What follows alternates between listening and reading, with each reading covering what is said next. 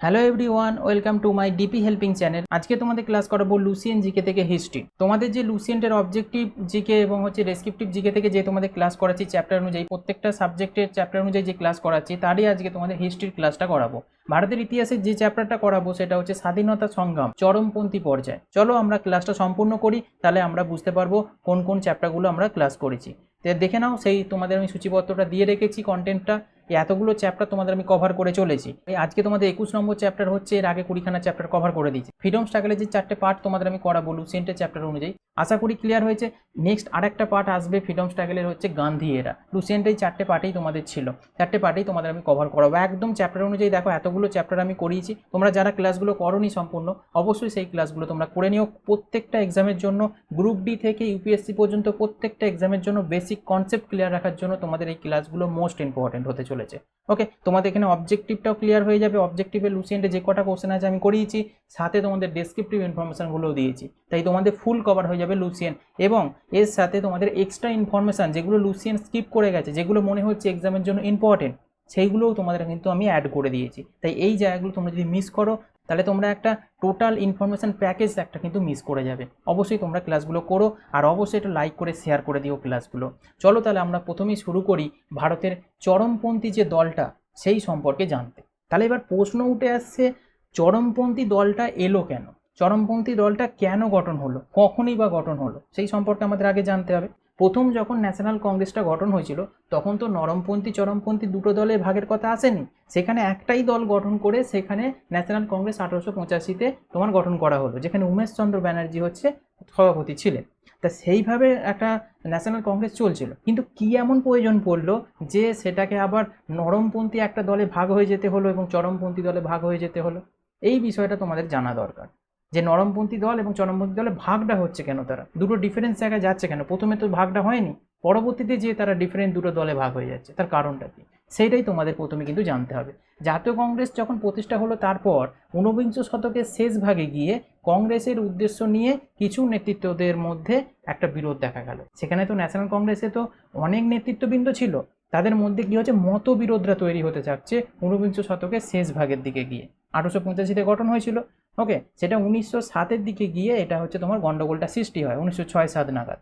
এবার এদের গন্ডগোলটার মূল কারণ হচ্ছে, নরমপন্থী যে দলটা, মানে মডারেট ফেজে যারা পড়লাম, তারা কি ছিল, নরম প্রকৃতির ছিল অ্যাকচুয়ালি, সোজা ভাষায় বললে তারা যুদ্ধ চাইছিল না কোনো রকম, তারা আপোষে সমস্ত কিছু মিটিয়ে নিতে চাইছিল। তারা ব্রিটিশরা যেটা করছিল সেটাকে আপোষে মিটিয়ে নিতে চাইছিল, এবং এদের কিছু দাবি ছিল, সেই দাবিটা তারা ব্রিটিশদের কাছে তুলে ধরছিল যে তোমরা এই দাবিটা মেনে নাও, তাহলেই আমরা শান্তি। কিন্তু কিছু মানুষ বা কিছু নেতৃত্ববৃন্দ যারা ছিল, তারা এইটা মানতে রাজি নয়, যে আমরা ভারতীয়, আমাদের দেশে আমরা আছি, আমরা কেন আপোষে মিলিয়ে নেব, আমরা কি করব, আমাদের দাবি যা আছে সেইটা আমরা টেনে হিঁচড়ে বার করে নিয়ে এসে আমাদের আয়ত্তের মধ্যে রাখতে চাইছে।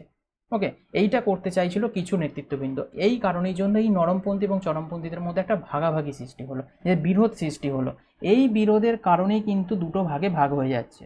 ওকে, তাদের যে বিবেচনা, ব্রিটিশ শাসকদের যে বিবেচনা, কার্যকলাপ বিষয়ে কিন্তু আস্থাশীল ছিল নরমপন্থীরা, মডারেট যারা ফেজ আগের দিন যেটা পড়ছিলাম আমরা, তারা আস্থাশীল ছিল যে তারা যে কাজটা করছে, তারা যে বিবেচনাটা নিচ্ছে সেটা ঠিকই, কিন্তু কিছু কিছু জায়গায় ভুল আছে, আমরা সেটা ধরিয়ে দেবো, ওরা সেটা মেনে নেবে, এইভাবে কাজ হবে। কিন্তু সেটা কতদিনে হবে, কিভাবে হবে, কিছু নেতৃত্বের মধ্যে এই বিরোধটা সৃষ্টি হলো।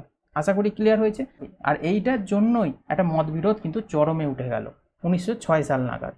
এই মতবিরোধটা 1906 থেকে যখন একটা জটালো পাকতে শুরু করলো, ফলস্বরূপ কি হলো, 1907-এ গিয়ে কংগ্রেসের যখন সুরাট অধিবেশন হচ্ছে 1907-এ, তখন কি হলো, এই চরমপন্থী মতাদর্শে বিশ্বাসী যারা নেতারা ছিল, তারা কি বললো, আমরা তোমাদের সাথে থাকতে চাই না, আমরা একটা আলাদা দল গঠন করব, যার নাম দেবো এক্সট্রিমিস্ট ফেজ, অর্থাৎ চরমপন্থী দল। ওকে, আর ওরা হয়ে গেল মডারেট ফেজ, ওকে, যারা এই যুদ্ধ অশান্তির মধ্যে যেতে চাইছিল না। বোঝা যাচ্ছে বিষয়টা?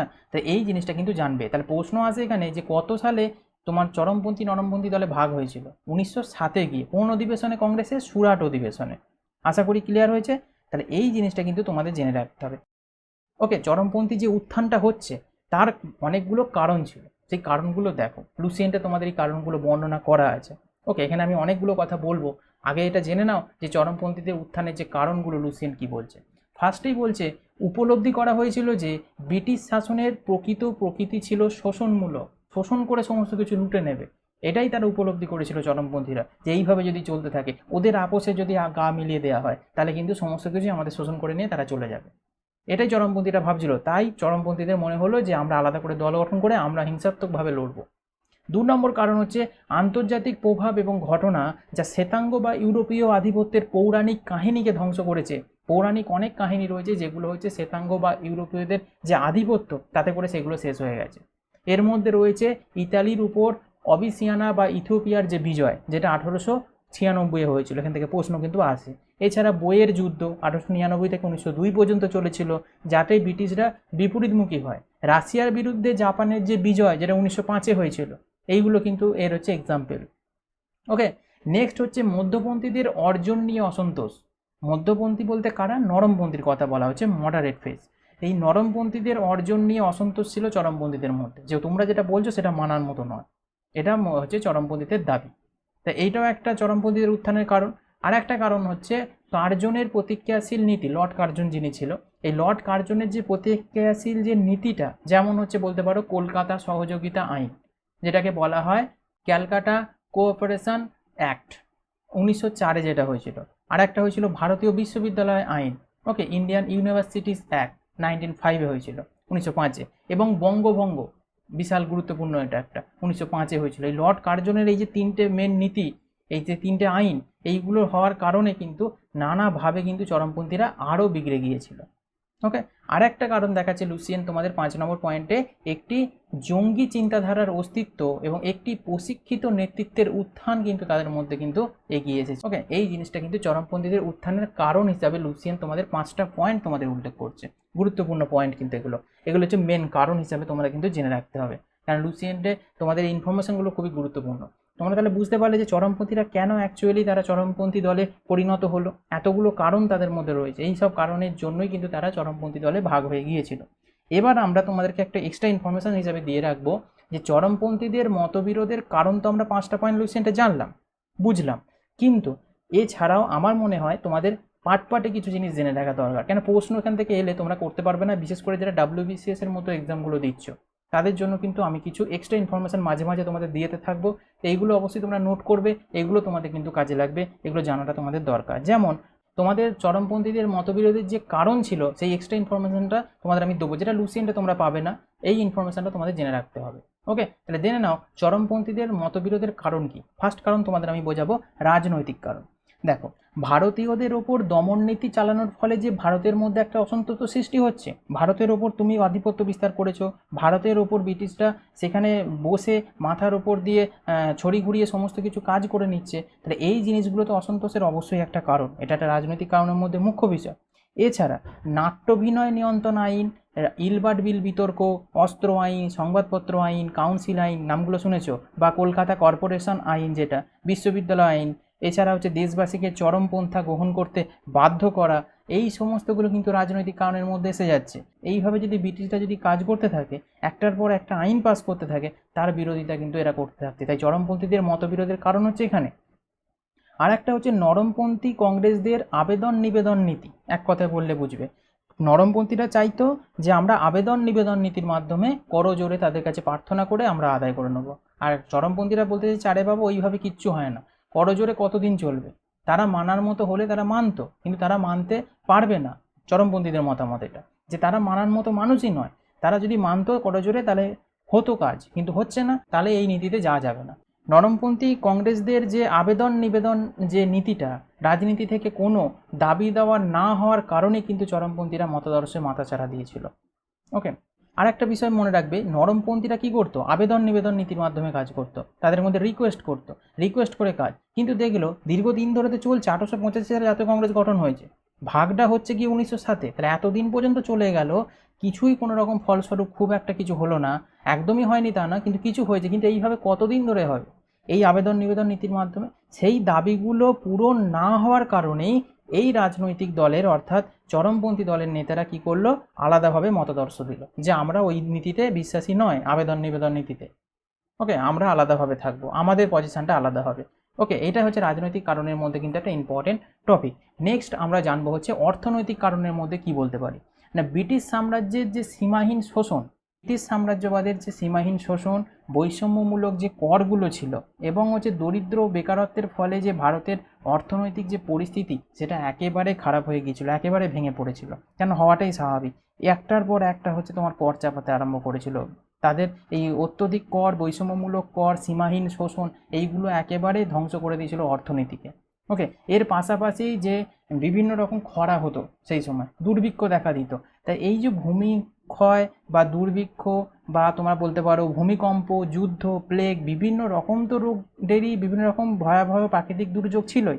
এর ফলে যে জাতীয় সংকট সেটা সৃষ্টি হলে ব্রিটিশ সরকার ত্রাণের কোনো ব্যবস্থা তো করতোই না, উল্টে ঘুরে আবার হচ্ছে যে কর তাদের থাকতো সেটাকে মেটাতেই হতো, নাহলে তার সমস্ত জমি তাদের কাছে বাজেয়াপ্ত হয়ে যেত।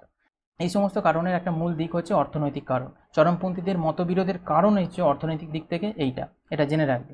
নেক্সট হচ্ছে তোমাদের আমি বলবো আর একটা পয়েন্ট যেটা খুব ইম্পর্টেন্ট, সেটা হচ্ছে মনস্তাত্ত্বিক কারণ। ওকে, এই মনস্তাত্ত্বিক কারণের মধ্যে কি বলো তো, যে বঙ্কিমচন্দ্র চট্টোপাধ্যায়, স্বামী বিবেকানন্দ বলো বা তুমি বলতে পারো দয়ানন্দ সরস্বতী, এই সমস্ত ব্যক্তিগণ যারা ছিল স্বদেশ প্রেম ব্যক্তি যারা, বা আত্মত্যাগের অনুপ্রেরণা কিন্তু সঞ্চার করেছিল, এরা অবশ্যই করেছিল। তাহলে এরা যে দেশপ্রেমের কথা বা স্বদেশ প্রেমের কথা বলছে বা আত্মত্যাগের অনুপ্রেরণা সঞ্চার করছে, তাদের মধ্যে তো বিভিন্ন রকম ত্যাগ স্বীকার করার ক্ষমতা রয়েছে। কিন্তু বঙ্কিমচন্দ্রের যে আনন্দমঠ উপন্যাসটা আছে, তোমরা নাম শুনেছ, এবং বন্দে মাতরম মন্ত্র যুব সম্প্রদায়ের মধ্যে একটা উদ্দীপনার সঞ্চার দেখিয়েছিল। আর এইটার ভেতরের মাধ্যমে কি হয়েছিল, অনেক ব্যক্তি চরমপন্থী দলে এগিয়ে এসেছিল যে আমরা অবশ্যই মডারেটের ফেজে থাকবো না, আমরা চরমপন্থী দলের মধ্যে, এই নীতিটাই ঠিক, চরমপন্থীরা যেটা বলছে এটাই ঠিক। তাই এটা একটা মনস্তাত্ত্বিক কারণের মধ্যে কিন্তু ইম্পর্টেন্ট, চরমপন্থীদের মতবিরোধের কারণের মধ্যে। নেক্সট আমরা আর একটা পয়েন্ট তোমাদের বলবো, সাহিত্য, নাটক ও পত্রপত্রিকার ভূমিকাও কিন্তু ছিল। কেন ছিল তোমরা জেনে থাকবে যে ঊনবিংশ শতকের যখন দ্বিতীয় দিকটা হচ্ছে তখন প্রকাশিত হয়েছিল বিভিন্ন রকম নাটক আর বিভিন্ন রকম সাহিত্য, সমস্তটাই কিন্তু ব্রিটিশদের বিরুদ্ধে। আর এইখানে নীলবন্ধু মিত্রের যে নীলদর্পণ নাটকটা ছিল সেটা মুখ্য ভূমিকা পালন করেছে। এছাড়া তো আরও ব্যক্তিগণের আছে, যেমন মাইকেল মধুসূদন দত্ত, ঈশ্বরচন্দ্র গুপ্ত, রঙ্গলাল গঙ্গোপাধ্যায়, এরা তো বিভিন্ন প্রমুখ কবিরা তো আছেই, কিন্তু দীনবন্ধু মিত্রের যে নীলদর্পণ নাটকটা ছিল একদম পারফেক্ট ছিল এই অনুযায়ী। ওকে, যে এটা হচ্ছে এই নাটকের মাধ্যমে জনগণের মধ্যে একটা জাতীয়তাবাদী মনোভাব গড়ে তুলেছিল। আর তাতে করে কি হচ্ছে, মানুষ একটা বদলা নেওয়ার একটা অনুপ্রেরণা তাদের মধ্যে জাগছে। অরবিন্দ ঘোষের যে বন্দে মাতরম, বঙ্গবান্ধব উপাধ্যায়ের যে সন্ধ্যা পত্রিকা, তারপর বারীন্দ্র ঘোষের যে যুগান্তর, আমরা পরবর্তীতে পড়বো সেগুলো, এই যে বিভিন্ন রকম পত্র পত্রিকা যেগুলো ছিল, এগুলোর বিষয়ে কিন্তু গুরুত্বপূর্ণ ভূমিকা পালন করেছিল এই চরমপন্থীদের মতবিরোধের কারণের মধ্যে। ওকে, আর একটা লাস্ট পয়েন্ট আমরা জানবো আন্তর্জাতিক ঘটনাবলী হিসাবে, ইন্টারন্যাশনাল ইভেন্টসের মধ্যে কি না। এখানে দেখো, এই যে ইতালির বা আবিসিয়ানা যে যুদ্ধগুলো, যেটা লুসিয়েন্টের একটু আগে আমরা পয়েন্টে পড়ছিলাম, এই আবিসিনিয়া বা ইটালির যে যুদ্ধ, ইটালির যে পরাজয়, রুশ জাপান যুদ্ধে শক্তিশালী রাশিয়ার যে পরাজয়, এই সমস্ত কিছু কিন্তু ভারতবাসী এবং নেতৃত্ববৃন্দকে সংগ্রামী মনোভাব কিন্তু দীক্ষিত করেছিল, যে এরা যে পরপর যে হেরে যাচ্ছে, শক্তিশালী রাশিয়ার যে পরাজয় হচ্ছে, এতে করে ভারতবাসী এবং নেতৃত্ববৃন্দের মধ্যে একটা সংগ্রামী মনোভাব সৃষ্টি হলো। আশা করি ক্লিয়ার হয়েছে। এবং আরও আছে, জনগণের সংগ্রামী কার্যকলাপ ভারতীয়দের জাতীয়তাবাদকে আরও প্রচুর পরিমাণে কিন্তু উদ্বুদ্ধ করেছিল, জাতীয়তাবাদ আরও প্রচুর পরিমাণে বেড়ে গিয়েছিল। চরমপন্থীদের মতবিরোধের কারণের মধ্যে এই 5টা কারণ কিন্তু খুব গুরুত্বপূর্ণ জেনে রাখাটা। আশা করি ক্লিয়ার হয়েছে, তোমাদের আমি বোঝাতে পেরেছি। এবার আমরা চলে যাব লুসিয়েন্টের আর একটা ইনফরমেশানে, যে বিশিষ্ট চরমপন্থী নেতা কারা ছিল। এতক্ষণ ধরে আমরা পড়লাম চরমপন্থী দল কেন এসেছিল, চরমপন্থী দল কবে ভাগ হলো, কেন ভাগ হলো, তাদের উত্থানের কারণ কি, মতবিরোধের কারণ কি, আমরা সেগুলো জানলাম। কিন্তু এবার তো আমাদের এটা জানতে হবে যে চরমপন্থী দলের মধ্যে কারা কারা ছিল, যে নামগুলো তো আমাদের জানতে হবে। তা সেইটা কিন্তু তোমাদের জেনে রাখাটা খুব ইম্পর্টেন্ট। চলো আমরা এক এক করে জেনে নিই সেই বিশিষ্ট নেতারা যারা এক্সট্রিমিস্ট ফেজের মধ্যে রয়েছে বা চরমপন্থী নেতাদের মধ্যে রয়েছে। প্রথমেই যার নামটা আসে তিনি হলেন বাল গঙ্গাধর তিলক। পাশে তোমাদের ছবিটা রয়েছে। এই বাল গঙ্গাধর তিলক হচ্ছে লোকমান্য তিলক ছিলেন একজন, লোকমান্য তিলক হিসেবে পরিচিত ছিলেন। ইনি চরমপন্থীদের আপোষহীন নেতা। তোমরা যদি বলো যে চরমপন্থীদের একজন বিশিষ্ট নেতার মধ্যে সবচেয়ে পারফেক্ট কে, একদম আপোষহীন নেতা বলতে পারো কাকে, এই বাল গঙ্গাধর তিলক। আপোষ করা যাবে না। নরমপন্থীরা মডারেট ফেজে যেমন আপোষেই তাদের মূল গীত ছিল, এদের গীতটা হচ্ছে উল্টো, আমরা আপোষ করব না। ওকে, করজোড় নিবেদন নীতিতে আমরা বিশ্বাসী নয়, আমরা কোনো রকম আপোষহীনদের যাব না। ওকে, আনকম্প্রোমাইজিং লিডার বলতে পারো এই বাল গঙ্গাধর তিলক বা আদার্স যারা আছে। কিন্তু বাল গঙ্গাধর তিলক হচ্ছে একদম স্ট্রিকি মানুষ ছিলেন, একদমই বিন্দুমাত্র একদম 1%ও এখানে কিন্তু কোনো রকম খামতি ছিল না তার মধ্যে। তিনি আগারকার, রানাডে এবং হচ্ছে নরজি দ্বারা প্রভাবিত হয়েছিলেন, মানে বাল গঙ্গাধর তিলক। তিনি কেশরী এবং মারাঠা নামে দুটি সংবাদপত্র চালু করেছিলেন। প্রশ্ন আছে, কেশরী এবং মারাঠা নামে দুটি সংবাদপত্র কে চালু করেছিলেন? বাল গঙ্গাধর তিলক। এই কেশরী পত্রিকাটা মারাঠিতে আর মারাঠা পত্রিকাটা হচ্ছে ইংরাজিতে। ওকে, এখানে কিন্তু অনেকে কনফিউজ থাকে যে কেশরীটা আর মারাঠা পত্রিকার নিয়ে। আরেকটা জিনিস জানবে বাল গঙ্গাধর তিলক সম্পর্কে, এই বাল গঙ্গাধর তিলক হচ্ছে গণপতি উৎসব এবং শিবাজি উৎসব সংগঠিত করেছিল। এক্সামে প্রশ্ন আসে, বিশেষ করে তো ডাব্লিউবিসিএস এর মধ্যে এক্সামগুলোতে এখান থেকে ডাইরেক্ট সাল তুলে তুলে প্রশ্ন দেয় যে গণপতি উৎসব কত সালে হয়েছিল? 1893-এ। শিবাজি উৎসব 1895-এ হয়েছিল। ওকে, এগুলো দুটোই করেছিল বাল গঙ্গাধর তিলক। আরেকটা ইনফরমেশন জানবে এনার সম্পর্কে, রাষ্ট্রদ্রোহী নিবন্ধ লেখার জন্য তাকে মেন্ডেল জেলে নির্বাসন করা হয়েছিল, যেটা বার্মাতে অবস্থিত। কেন না রাষ্ট্রের বিরুদ্ধে কথা বলেছে, রাষ্ট্রদ্রোহী হয়ে উঠেছে কে? বাল গঙ্গাধর তিলক। সেই রকম কিছু প্রবন্ধ বা নিবন্ধ লেখার জন্য তাকে বার্মার ম্যান্ডেল জেলে কিন্তু নির্বাসন করা হয়েছিল। ওকে, এই বাল গঙ্গাধর তিলক 1916 সালে হোম রুল লীগ কিন্তু শুরু করেছিলেন। ওকে, আর এই লীগ সম্পর্কে আমি পরবর্তীতে আসবো। এই বিষয় নিয়ে অনেকের মধ্যে কনফিউজ আছে, এই হোম রুল লীগ সম্পর্কে আমি ক্লিয়ার করে দেবো। ওকে, তা এখন শুধু জেনে রাখো যে 1916 সালে বাল গঙ্গাধর তিলক হোম রুল লীগ শুরু করেছিল। এই বাল গঙ্গাধর তিলক গীতা রহস্য রচনা করেছিলেন। প্রশ্ন আসে, গীতা রহস্য রচনা করেছিলেন কে? বাল গঙ্গাধর তিলক। আর এই বাল গঙ্গাধর তিলক দৃঢ়ভাবে বলেছিল কি, যেটা তোমরা সকলেই জানো, স্বরাজ আমার জন্মগত অধিকার এবং আমি তা পাবো। Swaraj is my birthright and I will have it. Okay, এইটা কিন্তু খুব ইম্পর্টেন্ট, এই লাইন তুলে একদম প্রশ্ন কিন্তু আসে যে কোনো এক্সামে। তাই এই বাল গঙ্গাধর তিলক সম্পর্কে এই ইনফরমেশনগুলো তোমরা যদি জেনে রাখো, এক্সামে কোনো রকম কোনো প্রবলেম আসবে না। নেক্সট আমরা দেখে নেব চরমপন্থী দলের আর একজন বিশিষ্ট নেতা, যার নাম হচ্ছে লালা রাজপথ রায়। ওকে, এই লালা রাজপথ রায় সম্পর্কে আমরা একটু ইনফরমেশন জানবো। পাঞ্জাবের চরমপন্থী নেতা ছিলেন এই লালা রাজপথ রায়। আর্য সমাজের প্রভাবে তিনি লাহোর ন্যাশনাল স্কুল প্রতিষ্ঠা করেছিলেন। খুব ইম্পর্টেন্ট এটা। তিনি 1920 সালে AITUCর সভাপতিত্ব করেন। প্রশ্ন আসে, AITUCর সভাপতিত্ব কে করেছেন? বারবার এক্সামে দেখা গেছে প্রিভিয়াস ইয়ারে প্রশ্নটা, খুব ইম্পর্টেন্ট। এটা কিন্তু লালা রাজপথ রায় কিন্তু সভাপতিত্ব করেছিলেন। সাইমন কমিশন বর্জন করেন এই লালা রাজপথ রায় এবং লাহোরে এর বিরুদ্ধে বিক্ষোভ প্রদর্শন করেন, যে সময় তিনি পুলিশের দ্বারা নির্মমভাবে কিন্তু লাঞ্ছিত কিন্তু হয়েছিলেন লাহোরের বিরুদ্ধে বিক্ষোভ প্রদর্শন করার সময়। ওকে, এবং পরবর্তীতে তিনি কিন্তু আহত হয়ে মৃত্যুবরণও করেছিলেন এই পুলিশের লাঠির আঘাতে। আশা করি ক্লিয়ার হয়েছে। তাহলে বোঝা গেল লালা রাজপথ রায় সম্পর্কে। এবার নেক্সট আমরা দেখে নেব আরেকটা চরমপন্থী দলের নেতা, যিনি হচ্ছেন বিপিন চন্দ্র পাল। ওকে, এই বিপিন চন্দ্র পাল সম্পর্কে একটু ইনফরমেশন দেখে নাও, যেগুলো ইম্পর্টেন্ট। গোঁড়া হিন্দু ধর্ম ত্যাগ করে ব্রহ্ম সমাজে প্রবেশ করেন এবং থাইল্যান্ড ও আমেরিকা সফর করেছিলেন ইনি। ওকে, এই বিপিন চন্দ্র পাল তিনি স্বদেশী আন্দোলনের নেতৃত্ব ইংরেজি সাপ্তাহিক নিউ ইন্ডিয়া প্রতিষ্ঠা করেছিলেন। তার একটা সাপ্তাহিক পত্রিকা ছিল যার নাম হচ্ছে নিউ ইন্ডিয়া। এটাকে হচ্ছে প্রতিষ্ঠা করেছিল বিপিন চন্দ্র পাল। তিনি বয়কট, স্বদেশী, জাতীয় শিক্ষা, স্বরাজ এবং নিষ্ক্রিয় প্রতিরোধের গসপেল বহন করেছিলেন কিন্তু, এটা কিন্তু জেনে রাখবে। তিনি বন্দে মাতরম কিন্তু প্রতিষ্ঠা করেছিলেন। খুব ইম্পর্টেন্ট, বন্দে মাতরম প্রতিষ্ঠা করেছিলেন কে? বিপিন চন্দ্র পাল। ওকে, তাই এনার সম্পর্কে ইনফরমেশনটা খুবই গুরুত্বপূর্ণ। নেক্সট আমরা দেখে নেব আরেকজন ব্যক্তি চরমপন্থী দলের নেতা, শ্রী অরবিন্দ ঘোষ। নামটা সকলেই শুনেছ। ইনি হচ্ছেন গ্রিক এবং ল্যাটিন ভাষায় রেকর্ড নম্বর নিয়ে ICS পরীক্ষায় উত্তীর্ণ হয়েছিলেন। তাহলে বুঝতে পারছো এটা কেন ইম্পর্টেন্ট। এবং তিনি বাংলা মহারাষ্ট্রে গোপন সংঘের জন্য কিন্তু কাজ করতেন গোপনভাবে। তিনি বাংলার দৈনিক যুগান্তর শুরু করেছিলেন। যুগান্তর বলে একটা পত্রিকা ছিল, যেটা কিন্তু শ্রী অরবিন্দ ঘোষ কিন্তু শুরু করেছিলেন। তিনি বন্দে মাতরমে রাষ্ট্রদ্রোহী নিবন্ধ কিন্তু লিখেছিলেন। বন্দে মাতরম যে পত্রিকাটা ছিল, সেখানে রাষ্ট্রদ্রোহী কিন্তু একটা নিবন্ধ কিন্তু তিনি লিখেছিলেন। মানিকতলা, যেটা কলকাতা, তখন ক্যালকাটা যেটা ছিল, তখন তো হচ্ছে তোমার কলকাতা ছিল না, তখন ছিল কি ক্যালকাটা। ওকে, এই ক্যালকাটাতে যে মানিকতলা, যেখানে বোমা ষড়যন্ত্র মামলার জন্য তাকে কিন্তু বিচারের মুখোমুখি হতে হয়েছিল। বোমা ষড়যন্ত্র মামলার সঙ্গে যুক্ত অরবিন্দ ঘোষ কিন্তু বোমা ষড়যন্ত্র মামলা কোথায়? সেটা কলকাতা, তখনকার দিনে মানিকতলাতে। অবশেষে তিনি পন্ডিচেরিতে যোগ জীবনের অবসর গ্রহণ করেছিলেন। ওকে, এটা কিন্তু জেনে রাখবে, খুব ইম্পর্টেন্ট কিন্তু এই অরবিন্দ ঘোষ সম্পর্কে এই ইনফরমেশন। অরবিন্দ ঘোষ সম্পর্কে এই ইনফরমেশনটা কিন্তু তোমাদের জন্য খুবই গুরুত্বপূর্ণ। ওকে, তোমাদের এই ট্রিকি প্রশ্নগুলো কিন্তু এসে থাকে এখান থেকে, তাই এইগুলো কিন্তু লুসিয়ান তোমাদের কভার করছে, এগুলো তোমাদের জন্য খুবই গুরুত্বপূর্ণ। ওকে, নেক্সট আমরা দেখে নেব যে এই যে বিশিষ্ট ব্যক্তিগণের নামগুলো আমরা দেখলাম, এরা একদম মুখ্য বিশিষ্ট ব্যক্তি। এছাড়াও কিন্তু চরমপন্থী দলের আরও কিছু মুখ্য ব্যক্তি ছিলেন, যাদের নামগুলো জেনে রাখবে, তাদের নামগুলো জানলেই হবে।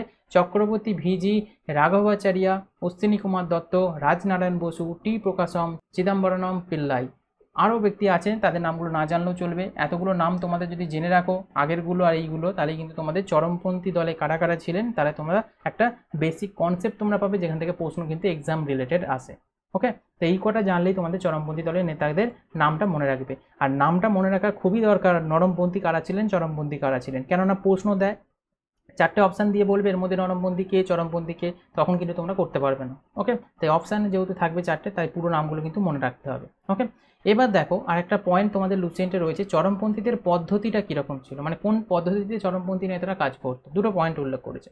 ফার্স্ট পয়েন্ট বলছে নিষ্ক্রিয় প্রতিরোধ, অর্থাৎ সরকারি চাকরি, আদালত, স্কুল এবং কলেজ বর্জন করে ব্রিটিশ সরকারকে অসহযোগিতা করা। মানে সমস্ত কিছু যদি বন্ধ করে দেওয়া হয়, চাকরি বলো, আদালত বলো, স্কুল বলো, কলেজ বলো, এবং বিভিন্ন রকম প্রতিরোধ করে দেওয়া হয়, তাহলে নাকি এই অসহযোগিতা করলে সরকারকে, এই একটা পদ্ধতিতে সরকারটা তাহলে বুঝতে পারবে যে আমাদের দাবিটা কি। এটা চরমপন্থীদের একটা পদ্ধতি ছিল। আর একটা পদ্ধতি ছিল স্বদেশি প্রচার এবং বিদেশি পণ্য বয়কট। ওকে, এই দুটো পদ্ধতির মধ্যে কোন পদ্ধতিটা ভালো বলে মনে হচ্ছে?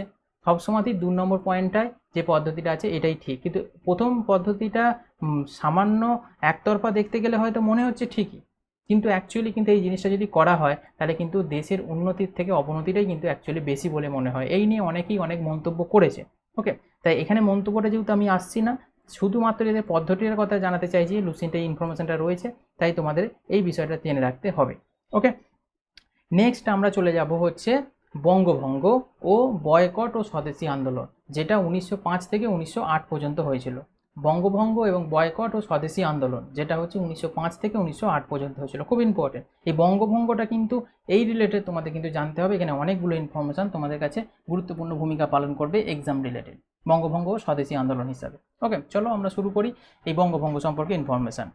বঙ্গভঙ্গ 16ই অক্টোবর 1905-এ কিন্তু কার্যকর হয়। লাইনটা ভালো করে পড়বে, এখানে বলা আছে কার্যকর হয়।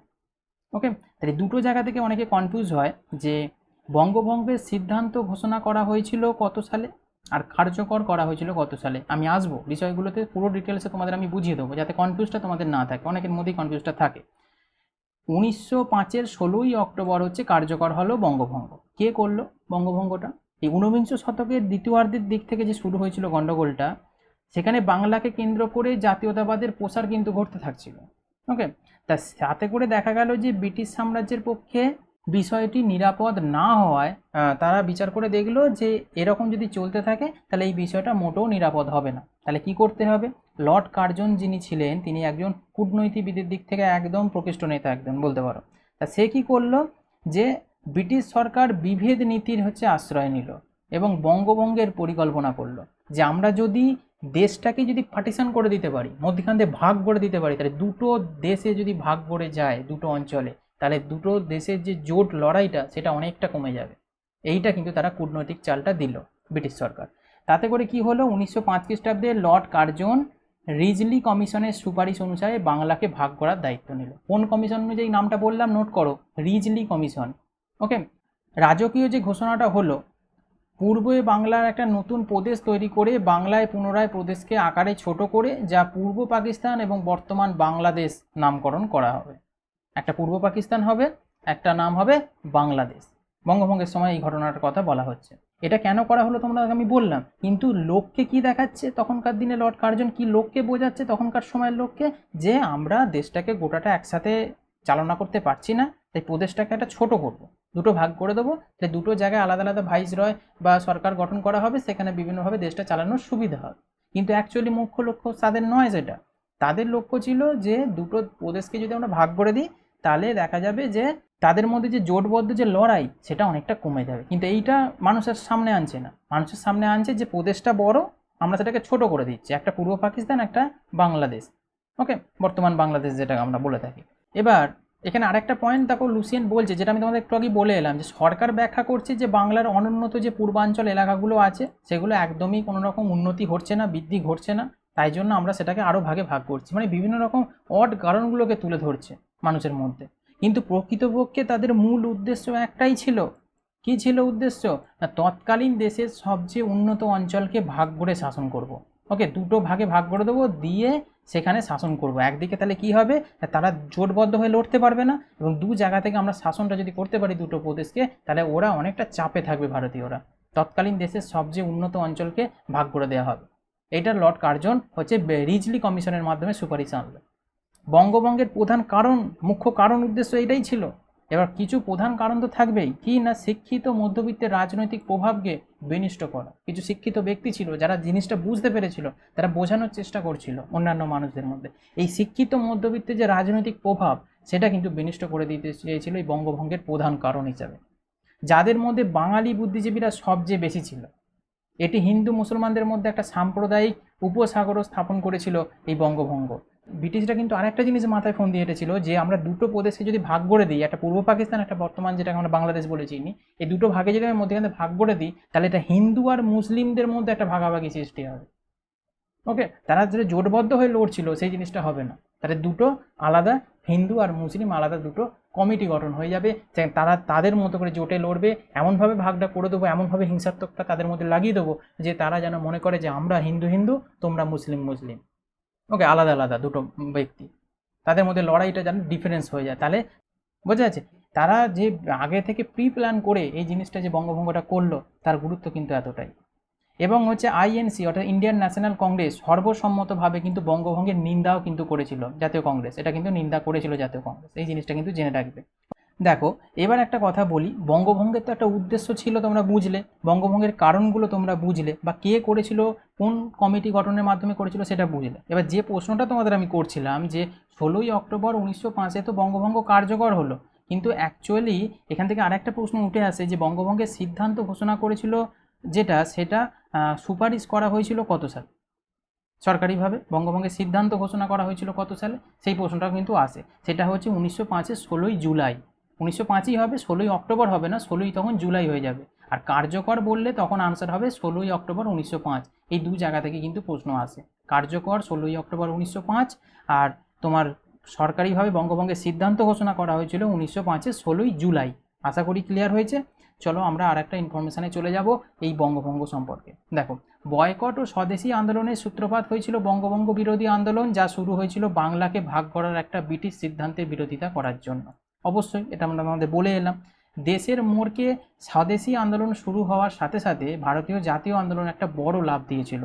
তাহলে অবশ্যই এটা ঠিকই, যে তোমরা দেশের যদি এত বড় একটা ভাগ হয়ে যায়, তাহলে একটা নতুন মোড় তৈরি করছে এটা একটা আন্দোলনে। তা শুরু হওয়ার সাথে সাথে দেশের জাতীয় আন্দোলন একটা অবশ্যই বড়সড় একটা ভূমিকা তো পালন করবেই, সেখানে একটা বিভেদ তো আসবেই। নেক্সট হচ্ছে লুসেন বলছে আইএনসি অর্থাৎ ইন্ডিয়ান ন্যাশনাল কংগ্রেস বেনারস অধিবেশনে স্বদেশী আহ্বান গ্রহণ করেছিল। ইন্ডিয়ান ন্যাশনাল কংগ্রেসের অধিবেশনগুলো তো পরপর চলতেই চলে, প্রত্যেক বছরই অধিবেশনটা চলছে। আইএনসি অর্থাৎ ইন্ডিয়ান ন্যাশনাল কংগ্রেসের অধিবেশনে স্বদেশী আহ্বান করা হয়েছিল বেনারস অধিবেশন। ওকে, তোমাদের এবার অধিবেশনগুলো কোনটায় কত সালে কে সভাপতিত্ব করেছে, কি ইম্পর্টেন্ট, সেগুলো তোমাদের আমি আগের দিনে আমি অধিবেশনটাগুলো করিয়ে দিয়েছি ডিটেলসে। যারা আগের দিনে ক্লাসটা করোনি ওখানটা করে নাও, তোমাদের কিন্তু 1885 থেকে একদম শেষ কতদিন পর্যন্ত অধিবেশন হয়েছে ডিটেলস ইনফরমেশান দেওয়া রয়েছে। ওকে, কোথায় হয়েছিল, কবে হয়েছিল, তাদের গুরুত্ব কী ছিল কোন অধিবেশনে, সমস্তটা আমি করিয়েছি, তাই আমি এখানে ওই বিষয়ে কথা বলবো না। নেক্সট হচ্ছে তোমাদের আরেকটা ইনফরমেশান দেখো, 1905-এর সভাপতিত্বে জি কে গোখলে বলতে গোপাল কৃষ্ণ গোখলের কথা বলছে, এবং বাংলার স্বদেশী ও বয়কট আন্দোলনকে সমর্থন করেছিল 1905-এ। তাহলে বুঝতে পারছো, তাহলে গোপাল কৃষ্ণ গোখলে এবং বাংলার স্বদেশী ও বয়কট আন্দোলনকে সমর্থন করছে, কে করছে না, এই হচ্ছে গোপাল কৃষ্ণ গোখলে। তাহলে বোঝো, এবার এই দিকে তোমার হচ্ছে সমর্থন করে দিচ্ছে কে, জি কে গোখলে, যে একদম নরমপন্থী দলের নেতা। এবার এখানে কারণ হচ্ছে লালবাল পাল, মানে লালবাল পালের ত্রয়ী বলতে কোনটাকে বলে বলো তো, লালা রাজপথ রায়, বালগঙ্গাধর তিলক এবং বিপিন চন্দ্র পালকে একসাথে কি বলা হয় শর্টে, লালবাল পাল। ওকে, লালবাল পাল ত্রয়ী বলা হয়ে থাকে, তিনজনকে একসাথে লালবাল পাল বলে। আশা করি এটা তোমরা সকলেই জানো। তাহলে এনারা এবং অরবিন্দ ঘোষের নেতৃত্বে জঙ্গি জাতীয়তাবাদ অবশ্য বাকি ভারতের আন্দোলনকে কিন্তু প্রসারিত করায় এবং এটিকে স্বদেশীর কর্মসূচির বাইরে নিয়ে যাওয়ার পক্ষে ছিল। কিন্তু পূর্ণাঙ্গ রাজনৈতিক গণসংগ্রামের পণ্য কিন্তু বয়কট করা হয়েছিল এই তোমাদের এদের নেতৃত্বে, এই চরমপন্থীদের নেতৃত্বে। এটা একটা ভালো দিক যে সমস্ত পণ্য হচ্ছে কি করা হবে, বয়কট করা হবে। এই জিনিসটা কিন্তু খুব ইম্পর্টেন্ট এই জায়গাটা। তাহলে এই স্বদেশী যে আন্দোলনের যে সূচনাটা হলো, তাদের যে বিভিন্ন রকম কার্যকলাপগুলো সেগুলো তোমাদের কিন্তু লুসেন্টে রয়েছে, বা এক্সট্রা যেগুলো সেগুলো আমরা এক্সট্রা করেও বলে দিচ্ছি, সেগুলো তোমরা নোট করে নাও, তাহলে তোমাদের কিন্তু কাজে দেবে। তাহলে আশা করি এই জায়গাটা বুঝতে পারলে যে কি ঘটনাটা ঘটছে অ্যাকচুয়ালি বঙ্গভঙ্গেতে। এবার নেক্সট দেখো আরেকটা, 1905 সালে 7ই আগস্ট কলকাতায় অনুষ্ঠিত আইএনসি মানে হচ্ছে ইন্ডিয়ান ন্যাশনাল কংগ্রেসের সভায় ব্রিটিশ পণ্য বয়কটের একটা প্রস্তাব গৃহীত হলো। তাহলে কলকাতা অধিবেশনে কি করছে 1905 সালে 7ই আগস্টে যে বিদেশি যে পণ্যগুলো থাকবে অর্থাৎ ব্রিটিশ পণ্য সেগুলোকে বয়কট করা হবে, এই নিয়ে একটা প্রস্তাব তোলা হলো ইন্ডিয়ান ন্যাশনাল কংগ্রেস জাতীয় কংগ্রেসের অধিবেশনে। এটি ভারতীয় শিল্পের বিকাশের জন্য সম্পূর্ণরূপে অর্থনৈতিক পরিমাণ হিসাবে কিন্তু শুরু হয়েছিল। ওকে, অর্থনৈতিক দিক থেকে কিন্তু এই ভূমিকাটা প্রথম তুলে ধরা হয়েছিল। আর একটা ইনফরমেশন দেখো, বিদেশি পণ্যের যে হাড্ডাহাড্ডি সব বড় বড় শহরে বড় বড় পরিসরে চালু করা হয় বিদেশি পণ্যের, মানে কেন দেখো আমাদের দেশে ভারতে এসে ব্রিটিশরা শাসন করছে, তা সেখান থেকে কি করছে কাঁচা মালগুলোকে অল্প দামে কিনে নিচ্ছে, কিনে নিয়ে সেইটাকেই ভালো দামে বিক্রি করছে আবার হচ্ছে বিদেশি পণ্য হিসাবে। তাহলে বুঝতে পারছো এই হাড্ডাহাড্ডি লড়াইটাতে দেখা যাচ্ছে যে ভারতীয় কুটির শিল্পগুলো মার খাচ্ছে। বড় বড় শহরের বড় বড় প্রোডাক্ট যখন সেই জায়গাটায় মার্কেট করছে তখন এই কুটির শিল্পগুলো মার খাবেই, এটা স্বাভাবিক কথা। এই বালগঙ্গাধর তিলক এই আন্দোলনকে ভারতের বিভিন্ন স্থানে কিন্তু নিয়ে গিয়েছিল যে বিদেশি পণ্যকে বয়কট করো, দেশীয় পণ্যকে কিন্তু তোমরা ব্যবহার করতে শেখো। বিভিন্ন স্থানে বলতে কোথায়, পুনে, মুম্বাই, আরও বিভিন্ন জায়গাতে কিন্তু বিশালভাবে প্রভাব বিস্তার করেছিল হচ্ছে বালগঙ্গাধর তিলক। অজিত সিং এবং লালা রাজপথ রায় পাঞ্জাব এবং উত্তর ভারতের অন্যান্য অংশে স্বদেশি বার্তা কিন্তু ছড়িয়ে দিচ্ছিল। সৈয়দ হায়দার রাজা দিল্লিতে অ্যান্ডেজা নির্ধারণ করেছিলেন এবং রাওয়ালপিন্ডি, কাংড়া, জম্মু, মুলতান এবং হচ্ছে হারদার স্বদেশি আন্দোলনে সক্রিয় জনসাধারণের অংশগ্রহণের প্রত্যক্ষ কিন্তু করেছিল। তাহলে বিভিন্ন জন বিভিন্ন জায়গায় স্বদেশি দ্রব্যগুলোকে গ্রহণ করা এবং হচ্ছে বিদেশি পণ্য বর্জন করার কিন্তু দায়িত্বভার নিয়েছিল।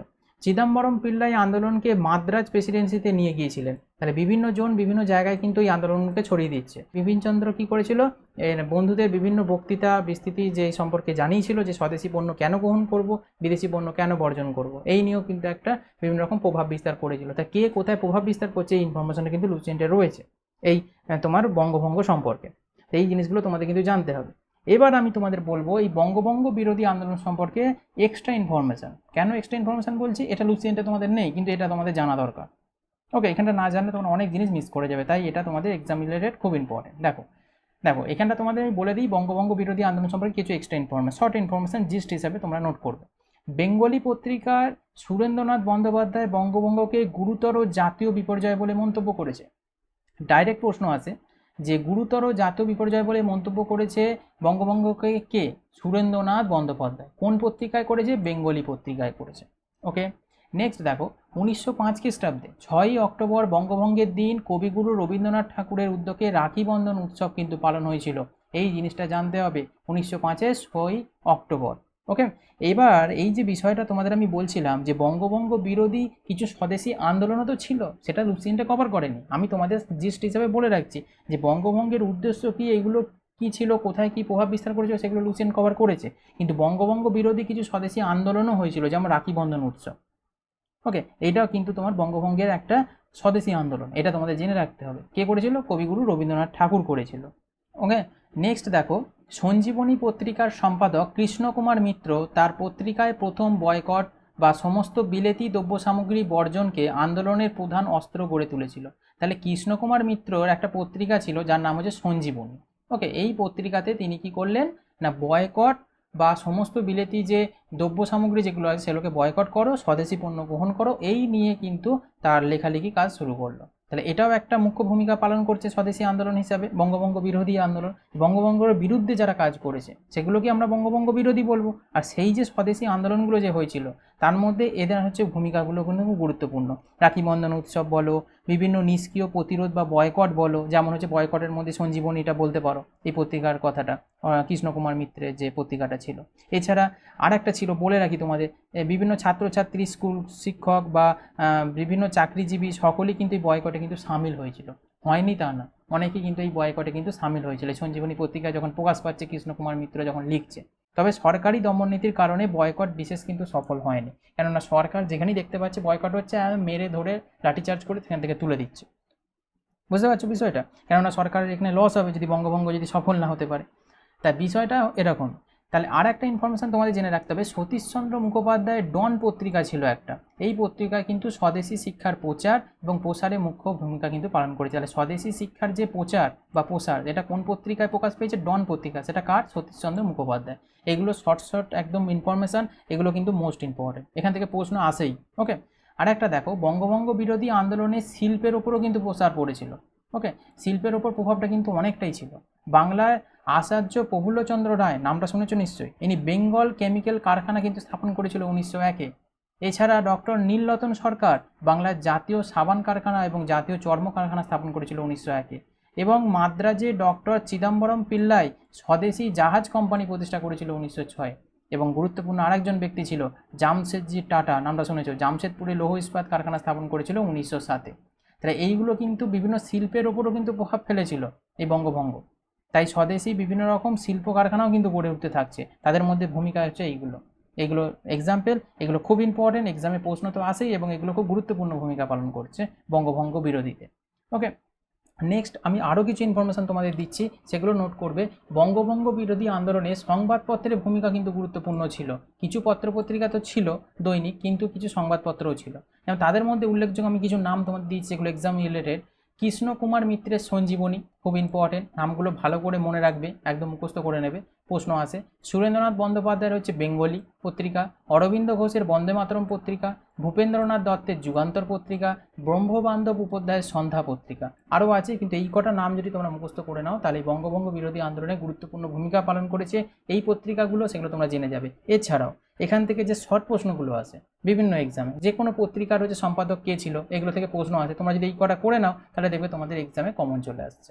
ওকে, যে কোনো এক্সামের জন্য, সেটা গ্রুপ ডি হোক বা WBCS হোক, বিভিন্নভাবে প্রশ্ন আসতে পারে। আর একটা ইনফরমেশন দেবো, খুব ইম্পর্টেন্ট, বঙ্গভঙ্গ আন্দোলনের ফলে ভারতের রাজধানী কলকাতা থেকে দিল্লিতে স্থানান্তর করা হয়েছিল। তাহলে বুঝতে পারছো, এই বঙ্গভঙ্গ আন্দোলনটা যখন প্রচুর পরিমাণে প্রভাব বিস্তার করছে, তখন কি করলো ব্রিটিশরা? ভারতের রাজধানী কলকাতা থেকে দিল্লিতে স্থানান্তর করে দিল 1911 সালে। তাহলে 1905-এর বঙ্গভঙ্গের পরই কিন্তু 1911-তে যে কি করা হলো, এই রাজধানী কলকাতা থেকে তুলে নিয়ে যাওয়া হলো কোথায়? দিল্লিতে। কেননা এতদিন পর্যন্ত রাজধানীটা কলকাতাতেই ছিল, ভারতের রাজধানী, সেটা তুলে নিয়ে কোথায় চলে যাওয়া হলো? দিল্লিতে তুলে নেওয়া হলো। কেননা বঙ্গভঙ্গ আন্দোলনের প্রভাবটা এত পরিমাণ পড়ে গিয়েছিল। এবং 1911 সালে ব্রিটিশ সরকার বঙ্গভঙ্গ রোধ করতে বাধ্য হয়েছিল। তাহলে 1905-এ বঙ্গভঙ্গ হলো। ওকে, এবার বঙ্গভঙ্গ হওয়ার পর বঙ্গভঙ্গ তার রোধও হয়েছিল, কত সালে হয়েছিল? 1911-তে। আর এই 1911-তে যখন বঙ্গভঙ্গ রোধ হচ্ছে, সেই সময় ভারতের ভাইসরয় কে ছিল? এটা বারবার প্রশ্ন আসে। দ্বিতীয় লর্ড হার্ডিঞ্জ ছিল হচ্ছে ভারতের সেই সময় ভাইসরয় 1911-তে, যখন বঙ্গভঙ্গ রোধ করা হচ্ছে। আশা করি ক্লিয়ার হয়েছে। তাহলে প্রশ্ন যদি আসে যে ভারতে যখন বঙ্গভঙ্গ হয় 1905-এ, তখন ভাইসরয় কে ছিল? লর্ড কার্জন ছিল। যখন বঙ্গভঙ্গ রোধ হচ্ছে 1911-তে, তখন কে ভাইসরয় আছে? দ্বিতীয় লর্ড হার্ডিঞ্জ আছে। আশা করি ক্লিয়ার হয়েছে। এরকম ধরনের প্রশ্ন তোমরা এক্সামে দেখতে পাও। তাই এই ডেসক্রিপটিভ জিনিসটা তোমরা যদি কভার করো, তাহলে কিন্তু সমস্তটাই তোমাদের কভার হয়ে যাবে। তাহলে এক্সট্রা ইনফরমেশন এগুলো ইম্পর্টেন্ট ছিল বঙ্গভঙ্গ বিরোধী স্বদেশী আন্দোলনের মধ্যে, এগুলো গুরুত্বপূর্ণ দিক। লুসিয়েন্ট এই জায়গাটা কভার করেনি, তাই তোমাদের আমি ইম্পর্টেন্ট বলে কভার করে দিলাম। এখান থেকে প্রত্যেকটা লাইন ইম্পর্টেন্ট, প্রশ্ন আসে। ওকে, চলো আর একটা ইনফরমেশন তোমাদের আমি দিই বঙ্গভঙ্গ রিলেটেডই, যে তোমাদের একটু আগে যেটা বলছিলাম, যে বঙ্গভঙ্গ চরমপন্থীদের রাজনৈতিক যে দলটা যে গঠন হলো, তারপর তো ওই ব্রিটিশরা হচ্ছে বঙ্গভঙ্গ করে দিল, নতুন একটা চাল খাটিয়ে দিল। আর এই চালটা কিন্তু কাজেও লেগে গিয়েছিল, যেটা একটু আগে তোমাদের আমি বলছিলাম। সেটারই হচ্ছে ফলস্বরূপ হচ্ছে মুসলিম লীগ, যেটা 1906 হচ্ছে। ওকে, কি এই মুসলিম লীগটা একটুখানি বুঝে নাও। ব্রিটিশ সরকার এই যে বিভাজন ও শাসননীতি দ্বারা যে এদেশে সাম্প্রদায়িকতার বীজ যে বপন করতে চাইছিল না গোপনে, যে তাদের মধ্যে একটা বিভাজন হবে, শাসননীতি আলাদা করে করব, সাম্প্রদায়িকতার যে বীজ, এই বীজটা হচ্ছে বীজ পুঁততে চেয়েছিল ব্রিটিশ সরকার। এই নীতির উদ্দেশ্য ছিল মুসলিম সম্প্রদায়কে তোষণ করে তাদের হিন্দু সম্প্রদায় থেকে বিচ্ছেদ করা, যাতে করে দুটো ডিফারেন্স দল গঠন হয়, তারা নিজেদের মধ্যে যুদ্ধ করতে ব্যস্ত থাকে, ব্রিটিশদের ওপর কোনো রকম প্রভাব না আসে, এক কথায় বললে যেটা বুঝবে। ওকে, তাদের মধ্যে তোমাদের গন্ডগোল লাগিয়ে দিতে চাইছে হিন্দু মুসলিমদের মধ্যে, দিয়ে ব্রিটিশরা পায়ের ওপর পা তুলে বসে তারা সেখানে কি করবে? মজা লুটবে। ওকে, এইটাই তারা করতে চেয়েছিল, এক কথায় বললে বাংলা ভাষায়। ঠিক সেরকমই মুসলিম লীগটা কিন্তু সেই কারণেই কিন্তু গঠন হয়েছিল, হিন্দু মুসলমানদের মধ্যে বিভেদ সৃষ্টি করে ব্রিটিশ বিরোধী আন্দোলনকে দুর্বল করাই ছিল ইংরেজদের শাসনের একটা মুখ্য মূল উদ্দেশ্য। তারই ফলস্বরূপ হচ্ছে মুসলিম লীগ। ওকে, তাহলে 1906 খ্রিস্টাব্দের 1 অক্টোবর আগা খানের নেতৃত্বে মুসলিম লীগদের যে নেতা যারা ছিল, তাদের প্রতিনিধি দল হিসাবে সিমলায় লর্ড মিন্টোর কাছে স্মারকলিপি জমা দিচ্ছে। যে আমাদের এই লীগটা নতুন করে গঠন করা হোক। সেটা কোথায় গঠন হচ্ছে? ঢাকাতে কিন্তু গঠন হবে।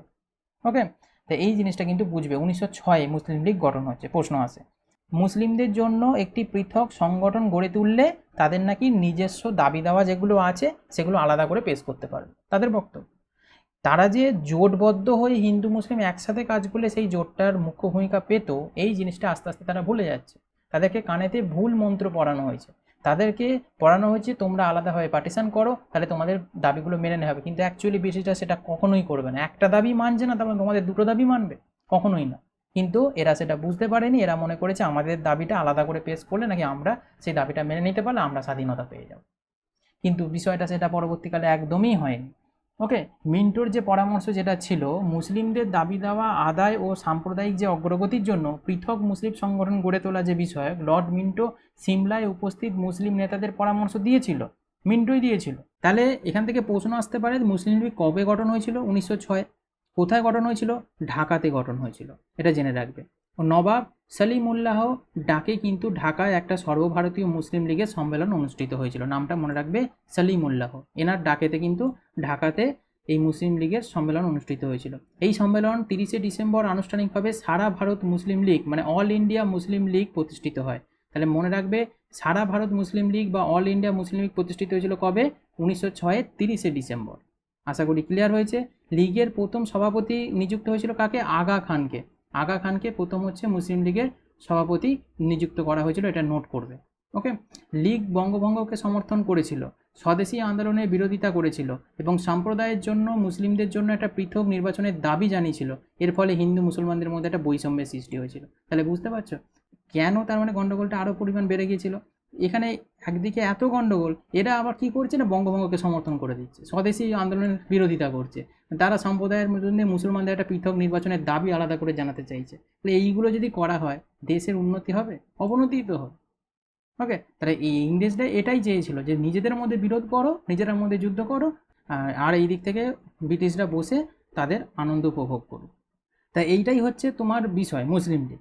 তাহলে বুঝতে পারলে মুসলিম লীগটা কেন তাহলে গঠন হলো, কিসের জন্য হলো, বা কে গঠন করলো, এগুলো কিন্তু জেনে রাখবে। এবার আসছে হচ্ছে আইএনসি মানে ইন্ডিয়ান ন্যাশনাল কংগ্রেসের কলকাতা অধিবেশন, যেটা 1906 হলো। সেখানে প্রথম স্বরাজ কথাটা তোলা হয়েছিল। তোমাদের আমি আগের দিন বলছিলাম যে স্বরাজ কথাটা প্রথম তোলা হয় কংগ্রেসের কোন অধিবেশনে? কলকাতা অধিবেশনে। কবে না? 1906। কলকাতা অধিবেশন অনেকগুলো হয়েছে। 1906 কলকাতা অধিবেশনে স্বরাজ কথাটা প্রথম তোলা হয়েছিল। এটা কি বলা হচ্ছে না, দাদাভাই নৌরোজি ইন্ডিয়ান ন্যাশনাল কংগ্রেসের স্বরাজকে ভারতীয় জনগণের লক্ষ্য হিসাবে গ্রহণ করেছিল। কে করেছিল? দাদাভাই নৌরোজি। ওকে, নৌরোজি তার পূর্ববর্তী ভাষণে ঘোষণা করেন যে ইন্ডিয়ান ন্যাশনাল কংগ্রেসের লক্ষ্য ছিল স্বরাজের স্বরাজ, যা যুক্তরাজ্যের মতো। মধ্যপন্থী বা চরমপন্থীদের মধ্যে পার্থক্য, বিশেষ করে আন্দোলনের গতি, গৃহীত সংগ্রামের কৌশলগুলি সম্পর্কে। ওকে, 1907 সালে কংগ্রেসের সুরাট অধিবেশনে আলোচনায় আসে, যেখানে স্বদেশী আন্দোলনের গুরুতর পরিণতি নিয়ে দলটি বিভক্ত হয়ে পড়ে। অবশ্যই 1907 বিভক্ত হয়েছিল, যেটা লাহোর অধিবেশন। শুরুতেই যেটা তোমাদের আমি বলেছি, 1907 কংগ্রেসের যে সুরাট অধিবেশন, সেখানে আলোচনা করে এই চরমপন্থী আর নরমপন্থী যে দুটো দল, সেই গুরুতর দলে এই দুটো ভাগে কিন্তু বিভক্ত হয়ে পড়েছিল। তাই এই জিনিসটা কিন্তু তোমার হয়েছিল 1907। গন্ডগোলটা শুরু হয়েছিল অ্যাকচুয়ালি 1906-তে। স্বরাজ যখন ডেকেছিল দাদাভাই নৌরোজি, স্বরাজ কথাটা তুলে ধরেছিল। তো তারপরেই গন্ডগোলটা শুরু হয় যে সবসময় স্বরাজ স্বরাজ করলে হবে না, ওই আপোষ মীমাংসা নীতিতে কিছু হবে না। ওকে, সেই নীতি থেকে বেরিয়ে আসতে চেয়েছিল চরমপন্থী। তো এই জিনিসটা লুসেন্টে রয়েছে, তোমরা এখানটা জানবে। তাহলে মুসলিম লীগটাও তোমরা বুঝতে পারলে। এবার আসছি আমরা সুরাট বিভক্ত সম্পর্কে, মানে সুরাট যেটা স্প্লিট ছিল 1907 যেটা হয়েছিল, সেটা সম্পর্কে লুসেন্টে একটু ইনফরমেশান রয়েছে তোমাদের। আমি একটু আগেই তোমাদের আমি ডিটেলসে বর্ণনা করে দিয়েছি এই সুরাট বিভক্ত কেন হয়েছিল, সুরাট অধিবেশন কত সালে বিভক্ত হয়েছিল, সেগুলো বলে দিয়েছি। তবু এখানে যেহেতু নোটটা রয়েছে একটু দেখে নাও। সুরাট বিভক্ত হয়েছিল 1907। তাপি নদীর তীরে অনুষ্ঠিত হয়েছিল 1907 সালের এই সুরাট অধিবেশন। এখান থেকে প্রশ্ন আসে, কোন নদীর তীরে সুরাট অধিবেশন অনুষ্ঠিত হয়েছিল? তাপি নদীর তীরে। এই অধিবেশনে আইএনসি চরমপন্থী মানে ইন্ডিয়ান ন্যাশনাল কংগ্রেসের চরমপন্থী এবং মধ্যপন্থী মানে নরমপন্থী এবং চরমপন্থী দুটো দলে ভাগ হয়ে যায় এই অধিবেশনে। চরমপন্থীদের নেতৃত্বে ছিলেন বালগঙ্গাধর তিলক, লালা রাজপথ রায়, বিপিন চন্দ্র পাল। আর মধ্যপন্থীদের নেতৃত্বে ছিলেন গোপাল কৃষ্ণ গোখলে, ওকে, এইগুলোর নাম দিয়েছি, কিন্তু এক্সট্রা করে তোমাদের যে নামগুলো ইম্পর্টেন্ট আমি ডিটেলসে পড়িয়ে এসেছি। আগের দিন নরমপন্থীটা তোমাদের ডিটেলসে করিয়েছি, আজকে চরমপন্থীর নামগুলো তো করিয়ে এলাম, ওখান থেকে তোমরা কালেক্ট করে নেবে। অধিবেশনে কংগ্রেসের মধ্যপন্থী এবং বিরোধী প্রতিনিধিরা উত্তেজনা ও ক্ষোভের পরিবেশে কিন্তু মিলিত হয়েছিল। অবশ্যই তারা ক্ষোভ প্রকাশ করেছিল, সেটা তো আমি তোমাদের একটু আগেই বললাম। দুজনের মধ্যে একটা ক্ষোভ সৃষ্টি হওয়ার কারণেই তো হচ্ছে সুরাট বিভক্তটা হয়ে গেল। ওকে, সুরাট অধিবেশনে জাতীয় কংগ্রেসে। এখানে আরও কিছু ইনফরমেশন দিয়েছে লুসিয়েন, দেখো। সুরাটের ঘটনা আকস্মিকভাবে চরমপন্থী নেতাদের অবাক করে দিয়েছিল, যে তারা রাসবিহারী ঘোষের সভাপতিত্ব গ্রহণ করে কংগ্রেসের ওয়ার্কিং কমিটি তাদের সহযোগিতা প্রস্তাব দেয়। বুঝতে পারছো? কিন্তু মডারেটরা অর্থাৎ নরমপন্থীরা নিজেদের দৃঢ় স্থলে কিন্তু খুঁজে পাওয়া তারা হাল ছাড়বে না, তারাও কিন্তু হাল ছাড়তে নারাজ, যে তোমরা চরমপন্থী দলে ভাগ হচ্ছে, হোক তোমাদের নীতি তোমরা করে যাও, কিন্তু আমাদের আপোষ নীতি কিন্তু চলতে থাকবে। ওকে, আমরা কিন্তু হাল ছাড়বো না। ওকে, সুযোগ বুঝে সরকার সংবাদপত্রটি দমন করে চরমপন্থীদের ওপর ব্যাপক আক্রমণ চালায়। এবার চরমপন্থীদের বিভিন্ন রকম সংবাদপত্র প্রকাশ পেয়েছিল, একটু আগেই তোমাদের আমি বলে এলাম যে বিষয়গুলো, সংবাদপত্রগুলো ওগুলো বিভিন্ন প্রকাশ পাচ্ছিল। সরকার দেখলো যে এইগুলো যদি এইভাবে প্রকাশ পেতে থাকে তাহলে সরকারের বিরোধী মানুষ কিন্তু খেপে উঠবে, তাই কী করলো, সংবাদপত্রগুলোকে দমন করার জন্য তাদের ওপর, চরমপন্থীদের ওপর ব্যাপকভাবে আক্রমণ চালাতে থাকলো। ওকে, এবং তাদের প্রধান নেতা বালগঙ্গাধর যে তিলক ছিল তাকে গ্রেপ্তারও করে নেওয়া হলো। ওকে, রাষ্ট্রদ্রোহী নেতা হিসাবে, এবং তাকে 6 বছরের জন্য মান্দার জেলে প্রেরণ করা হয়েছিল, যেটা একটু আগে তোমাদের বললাম। চরমপন্থীরা কোনো কার্যকর বিকল্প দল সংগঠন করতে বা আন্দোলনকে টিকিয়ে রাখতে সক্ষম কিন্তু হয়নি চরমপন্থীরা, কেননা তারা এতটা পরিমাণ হিংসাত্মক হয়ে উঠেছিল, তাতে করে দেখা যাচ্ছে যে সরকার সবেতেই তাদেরকে বাধা দিচ্ছে। ওকে, তাই তারা এই আন্দোলনকে টিকিয়ে রাখতে কিন্তু খুব কষ্টকর করতে হয়েছিল, এবং তারা টিকিয়ে রাখতে পুরোটা পারেওনি। অরবিন্দ ঘোষ রাজনীতি ছেড়ে দিয়ে পন্ডিচেরি চলে গিয়েছিল, তাহলে বুঝতে পারছো, অরবিন্দ ঘোষ রাজনীতি ছেড়ে দিয়ে কোথায় পালিয়ে গেল, পন্ডিচেরিতে। বিপিনচন্দ্র পালও সাময়িকভাবে রাজনীতি ছেড়ে দিয়েছিল, লালা রাজপথ রায়ও ব্রিটেন চলে গিয়েছিল। তাহলে দেখো, এত কিছু আন্দোলন করলো, এত হিংসাত্মক করলো, সুরাট অধিবেশনে গিয়ে দুটো দলকে ভাগাভাগি করে ফেললো এরা মারপিট করে, সেখানে এত কিছু করে লাস্টে কী করছে, এরা পালিয়ে যাচ্ছে যে যার মতো করে। 1908 সালের পর জাতীয় আন্দোলন সামরিকভাবে হ্রাস পেয়েছিল। তো এইটা কিন্তু লুসিয়েন্টে রয়েছে, খুব ভালো ইনফরমেশান, এগুলো তোমাদের কিন্তু কাজে লাগবে তোমাদের এক্সামে আনসার করতে। ওকে, এবার দেখো নেক্সট হচ্ছে মল্লে মিন্টো সংস্কার 1909 যেটা হচ্ছে। মল্লে মিন্টো সংস্কারটা কিন্তু খুব ইম্পর্টেন্ট। এখানে একটা কথা বলে রাখি, একটু আগেই আমরা যেটা পড়লাম মুসলিম লীগ, এই মুসলিম লীগে তো পৃথক নির্বাচনের দাবিও তো তোলা হয়েছিল, অনেকগুলো তো দাবি ছিল মুসলিম লীগের, যে ব্রিটিশ সরকারের প্রতি আনুগত্য, মুসলিম সম্প্রদায়ের অধিকার স্বার্থ রক্ষা, ভারতের কংগ্রেস ও হিন্দুদের প্রভাব প্রতিপত্তি খর্ব করা, বা কংগ্রেস বিরোধী বিভিন্ন সাংগঠনিক যে গঠন সেগুলোকে মৈত্রী প্রতিষ্ঠা করা, বিভিন্ন রকম তো তাদের উদ্দেশ্য ছিল, মানে মুসলিম লীগের কথা বলছি। এই সেই লীগের যখন উদ্দেশ্যগুলো ছিল, তার সাথে সাথে পৃথক নির্বাচনের দাবিও তারা তুলেছিল। তাহলে সেই অনুসারে ব্রিটিশ সরকার মল্লে মিন্টো সংস্কার আইন 1909 খ্রিস্টাব্দে চালু করার মাধ্যমে আইনসভায় মুসলিমদের জন্য একটা পৃথক নির্বাচনের ব্যবস্থা করলো। যেহেতু মুসলিম লীগটা একটা দাবি করেছিল 1909 সালে যে তাদের একটা পৃথক নির্বাচন মণ্ডলী থাকবে বা আইনসভায় পৃথক নির্বাচন হবে, সেই কারণে কিন্তু ব্রিটিশ সরকার মল্লে মিন্টো সংস্কার আইনটা পাস করছে। তাহলে এবার ক্লিয়ার হয়েছে মল্লে মিন্টো সংস্কারটা কেন এলো 1909, এই মুসলিমদের আলাদা পৃথক নির্বাচন করার জন্য। ওকে, সেটা চালু করলো, আইনসভায় মুসলিমদের জন্য একটা পৃথক নির্বাচনের ব্যবস্থা করা। আর এর ফলে শুধুমাত্র মুসলিমদের দ্বারাই আইনসভায় মুসলিম প্রতিনিধিত্বের নির্বাচন ব্যবস্থা হয়, ফলত সাম্প্রদায়িক বিভেদ আরও বৃদ্ধি পেয়েছিল। কেন না, এই পৃথক দাবিটা একমাত্র মুসলিমরাই তুলেছিল, আর সরকার কী করেছে, বুদ্ধি করে এই মল্লে মিন্টো সংস্কার আইনের মাধ্যমে এটাকে গ্র্যান্ট করে দিয়েছে, মানে চালু করে দিল। তাতে করে কি হিন্দুরা কি বুঝছে, তাহলে মুসলিমদের সাপোর্টে তাহলে এরা রয়েছে, ব্রিটিশরা রয়েছে, তাই তারা কি করলো, তাদের মধ্যে দাঙ্গাটা আরও পরিমাণ বেড়ে গেল। আর সরকার এটাই চাইছিল, ব্রিটিশ সরকার, যে এইভাবে দাঙ্গাটা যাতে বেড়ে যায়। ওকে, একতরফা তোমার দাবি মেনে নেবো, এক পক্ষের দাবি মানব না, একটা গোলযোগ সৃষ্টি হলো। এবার মল্লে মিন্টো সংস্কারটা যখন ঘোষণা হয়ে গেল, লর্ড মিন্টো ভারতের তখন ভাইসরয়। ওকে, এটাই তিনিই করেছিলেন এই মল্লে মিন্টো সংস্কারটা 1909। তাহলে বোঝা গেল বিষয়টা, যে লর্ড মিন্টো ভারতের ভাইসরয় থাকাকালীন 1909 মল্লে মিন্টো সংস্কারটা চালু হলো। পরবর্তী লক্ষ্য অর্জনের জন্য সংস্কারগুলি পৃথক নির্বাচক মণ্ডলী ব্যবস্থা চালু করেছিল, যার অধীনে মুসলমানরা শুধুমাত্র মুসলিম প্রার্থীদের ভোট দিতে পারে। তাহলে বুঝতে পারছো, হিন্দু ও মুসলমানদের রাজনৈতিক, অর্থনৈতিক, সাংস্কৃতিক স্বার্থ পৃথক এবং সাধারণ নয় এমন ধারণাকে উৎসাহিত করার জন্য এটি করা হয়েছিল। তাহলে বুঝতে পারছো দাঙ্গাটা কেন আরও পরিমাণ হচ্ছে, যে তাদের যে রাজনৈতিক, অর্থনৈতিক, সাংস্কৃতিক স্বার্থ সেটা নাকি এক নয়, তাদের নাকি আলাদা। এইরকমভাবে যদি তোমাদের মধ্যে একটা করে বিভেদ সৃষ্টি করা হয়, তাহলে যে কোনো মানুষ কিন্তু দ্বন্দ্বে লিপ্ত হবেই। ওকে, ভারতের রাজনৈতিক নেতারা অবশ্য এই সংস্কার নিয়ে অসন্তুষ্ট ছিলেন। রাজনৈতিক নেতারা, ভারতের যে রাজনৈতিক নেতা ছিল তবে এই সংস্কারটা নিয়ে মানে মল্লেমিন্টো সংস্কারটা নিয়ে কিন্তু অসন্তুষ্ট ছিলেন। অবশ্যই থাকারই কথা, মল্লেমিন্টো সংস্কারটা কোনো ভালো দিক নয়, হয়তো সেটা তাৎক্ষণিক মুসলিমদের পক্ষে খুবই ভালো যে তাদের জন্য তোমার আইনসভাতে পৃথক নির্বাচক মণ্ডলী গঠন হয়েছে, কিন্তু এতে করে দেখা যাচ্ছে যে তাহলে অন্য দল অর্থাৎ হিন্দুরা তাহলে সেটা তো বিশেষ করে সেখানে গণ্ডগোল সৃষ্টি করছে, তাহলে আমাদেরও করা হোক। কিন্তু সেটা প্রথমে তারা মুসলিমরা বুঝতে পারেনি, পরবর্তীতে যখন বুঝতে পেরেছিল তখন পরের বিষয়, কিন্তু তখন সেই মুহূর্তে তারা বুঝতে পারেনি যে সরকার অ্যাকচুয়ালি কী করতে চাইছে। সরকার অ্যাকচুয়ালি নিজেদের মধ্যে বিভেদ সৃষ্টি করতে চাইছে, এতে করে কারোরই কোনো লাভ হবে না, উল্টে করে ব্রিটিশ সরকারেরই লাভ। ওকে, তো এই জিনিসটাই হচ্ছে মল্লেমিন্টো সংস্কার। নেক্সট হচ্ছে হোম রুল আন্দোলন, 1905 থেকে 1916 পর্যন্ত চলেছিল। ওকে, এই হোম রুল আন্দোলনটা একটু জেনে নাও, কারণ এখান থেকে ইম্পর্টেন্ট প্রশ্ন আছে। এই হোম রুল আন্দোলন বিজি তিলক মানে বাল গঙ্গাধর তিলক 28 এপ্রিল 1916 সালে পুনেতে ইন্ডিয়ায় হোম রুল লীগ কিন্তু প্রতিষ্ঠা করেছিল। ওকে, অ্যানি বেসান্ত আইরিশ বিদ্রোহ দ্বারা অনুপ্রাণিত হয়ে ভারতে হোম রুল আন্দোলন শুরু করল। এই লাইনটা থেকে অনেকের কনফিউজ, যে এই বলছে যে বিজি তিলক মানে বাল গঙ্গাধর তিলক 28 এপ্রিল 1916 সালে পুনেতে ইন্ডিয়ান হোম রুল লীগ প্রতিষ্ঠা করলো, আবার বলছে অ্যানি বেসান্ত আইরিশ বিদ্রোহ দ্বারা অনুপ্রাণিত হয়ে হোম রুল আন্দোলন শুরু করলো। তাহলে অ্যাকচুয়ালি শুরুটা কে করলো প্রশ্ন হচ্ছে, অনেকের মধ্যে কনফিউজ হয়েছে, আমি কনফিউজটা দূর করে দিচ্ছি। আগে জানো যে হোম রুল কথার অর্থ কী। হোম রুল কথার অর্থ হচ্ছে ঔপনিবেশিক শাসন ব্যবস্থার নিয়ন্ত্রণে স্বায়ত্ত শাসন। কি বললাম? ঔপনিবেশিক শাসন ব্যবস্থার নিয়ন্ত্রণে স্বায়ত্ত শাসন, এটা হচ্ছে হোম রুল কথার অর্থ। এই আন্দোলনের সূচনা করেছিল অ্যানি বেসান্ত এবং বাল গঙ্গাধর তিলক, দুজনেই সূচনা করেছিল। তাহলে এদের দাবিগুলো কিন্তু একই ছিল। এবার হচ্ছে তাদের দাবি কিন্তু একই ছিল দিনের দুজনের, বাল গঙ্গাধর তিলক এবং অ্যানি বেসান্তের। তার মধ্যে একটা বিখ্যাত দাবি হচ্ছে যে কেন্দ্রীয় আইন পরিষদে ভারতীয় সদস্যদের সংখ্যা বৃদ্ধি করতে হবে। ওকে, কেন্দ্রীয় আইন পরিষদে, কেননা মল্লেমিন্টো সংস্কারের মাধ্যমে মুসলিমদের আইনসভাতে হচ্ছে তাদের পৃথক নির্বাচনের দাবি করেছে। এবার এরা করছে হোম রুল আন্দোলনে যে আমাদের কি করতে হবে, কেন্দ্রীয় আইন পরিষদে ভারতীয় সদস্যদের সংখ্যা কিন্তু বৃদ্ধি করতে হবে। 28 এপ্রিল 1916-তে পুনেতে ইন্ডিয়ান হোম রুল লীগ প্রতিষ্ঠা করছে বিজি তিলক, আর তোমার অ্যানি বেসান্ত হচ্ছে 1916 সেপ্টেম্বরে করছে হোম রুল লীগ হচ্ছে আন্দোলনটা প্রতিষ্ঠা করছে। তাহলে অ্যানি বেসান্ত হচ্ছে 1916 সেপ্টেম্বরে, বিজি তিলক হচ্ছে তোমার 1916 এপ্রিলে করছে। আর আশা করি বিষয়টা ক্লিয়ার হয়েছে, এটা জেনে রাখবে। আন্দোলনটি দ্রুত ছড়িয়ে পড়েছিল এবং শাখাগুলি সমস্ত ভারতে হোম রুল লীগ প্রতিষ্ঠা করেছিল। বিজি তিলক এই আন্দোলনকে সর্বসন্তকরণে সমর্থন করেছিল। তিনি অ্যানি বেসান্তের সাথে যোগ দেন এবং মুসলিম লীগকে একটা কর্মসূচিতে সমর্থন দিতে রাজি করান।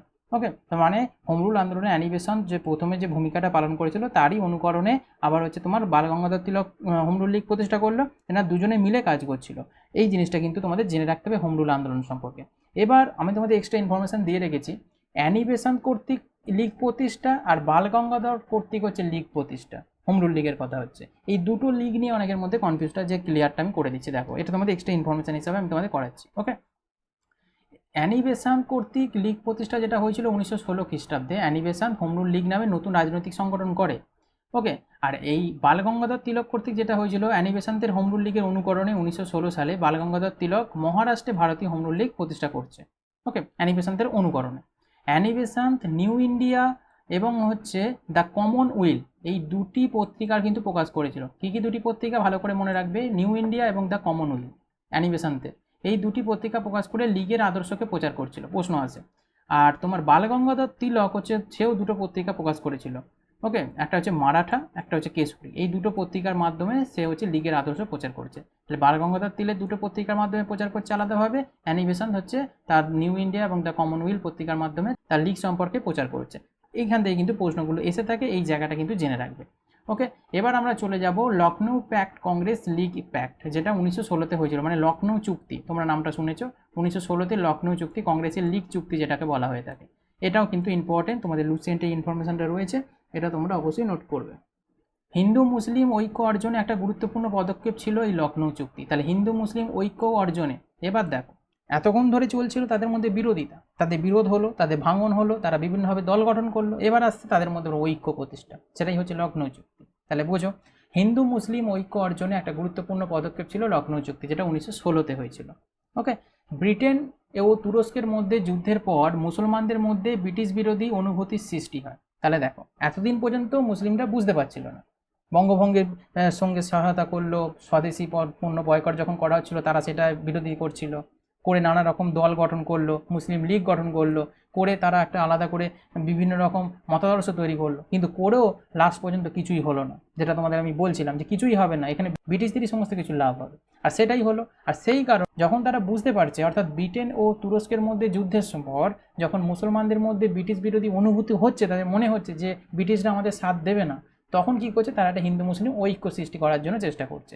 কংগ্রেস ও মুসলিম লীগের ঐক্যের পথ খুলে দিতে চেষ্টা করছে।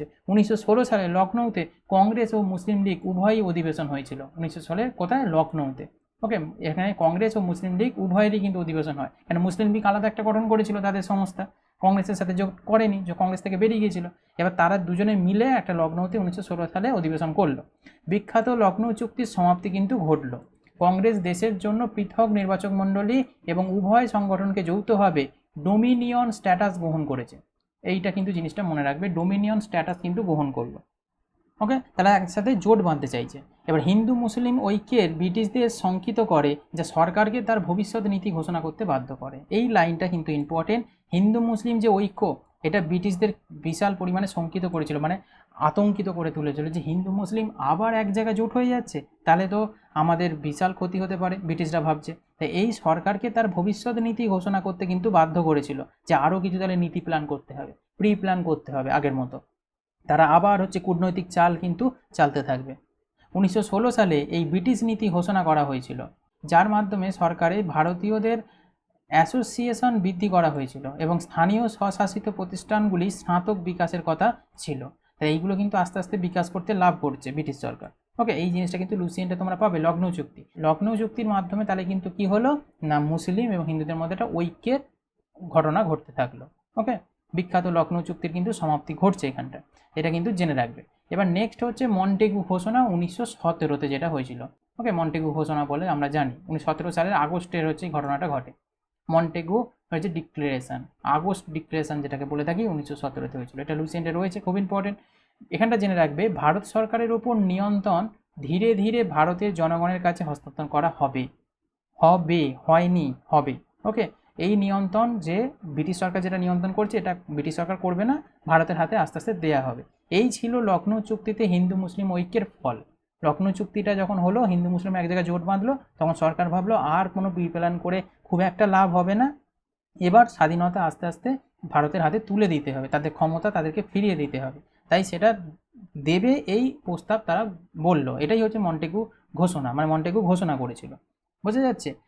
তাহলে আশা করি ক্লিয়ার হলো এখানটা তোমাদের। মন্টেগু তোমাদের যখন ঘোষণা করলো যে স্বাধীনতা ভারতের হাতে তুলে দেবে, এটাই কিন্তু লখনৌ চুক্তির একটা মুসলিম ঐক্যের কিন্তু ফল, কিন্তু একটা ভালো একটা জায়গা। এবার তোমাদের জানতে হবে, লুসিয়েন্টে তোমাদের ছিল ভারতীয় বিপ্লবী সংস্থা, ভারতের যেগুলো ভালো করে বুঝবে, ভারতের যে বিপ্লবী সংস্থাগুলো ছিল সেগুলোর নাম, সেগুলো কোথায় গঠন হয়েছিল, কত সালে হয়েছিল এবং তার ফাউন্ডার কে ছিল, মানে কারা কারা তৈরি করেছিল।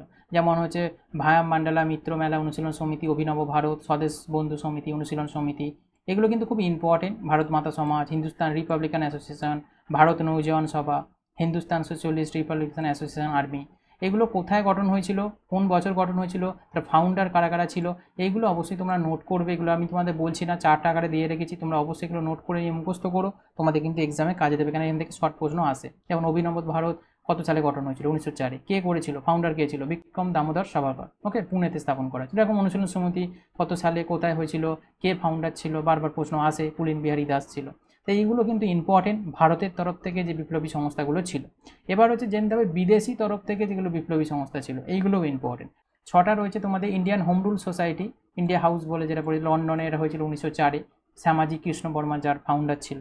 অভিনব ভারত, নামগুলো তোমরা শুনেছো। India independence League, Ghadar party, ভারতীয় স্বাধীনতা লীগ, ইন্ডিয়ান ইন্ডিপেন্ডেন্স লীগ সরকার, এগুলো কোথায় গঠন হয়েছিল, কত সালে হয়েছিল, কে ফাউন্ডার ছিল, এগুলো তোমাদেরকে অবশ্যই করতে হবে। এগুলো আমি দিয়ে রেখেছি, এগুলো অবশ্যই নোট করে নাও, তোমাদের কিন্তু প্রচুর কাজে দেবে। এখান থেকে শর্ট প্রশ্ন প্রত্যেকটা এক্সামে আসে। ওকে, এগুলো খুবই গুরুত্বপূর্ণ। এটা হচ্ছে বিদেশি হিসাবে, আগেরটা ছিল ভারতীয় হিসাবে বিপ্লবী সংস্থা। ওকে, নেক্সট হচ্ছে বিপ্লবী কিছু ঘটনা ছিল বা মামলা ছিল। ওকে, রিভলিউশনারি ইভেন্টস সেগুলো কিছু ছিল, সেই ইভেন্টগুলো দেখো 11টা রয়েছে। এইগুলোও ইম্পর্টেন্ট, ইভেন্ট থেকে প্রশ্ন দেয়। যেমন হচ্ছে রেন্ট অ্যান্ড আমহার্স্টের হত্যা, যেটাকে হচ্ছে প্লেগ কমিশন বলা হয়ে থাকে। এটা পুনাতে হয়েছিল 1897-এ। কে তোমার অভিযুক্ত কে ছিল, অ্যাকিউজড কারা ছিল, সেগুলো জেনে রাখতে হবে। অ্যাকিউজড কারা কারা ছিল হচ্ছে চেপেকর ব্রাদার্স, দামোদর এবং হচ্ছে বালকৃষ্ণ, এরা ছিল হচ্ছে এর হচ্ছে অভিযুক্ত বা অ্যাকিউজড ছিল।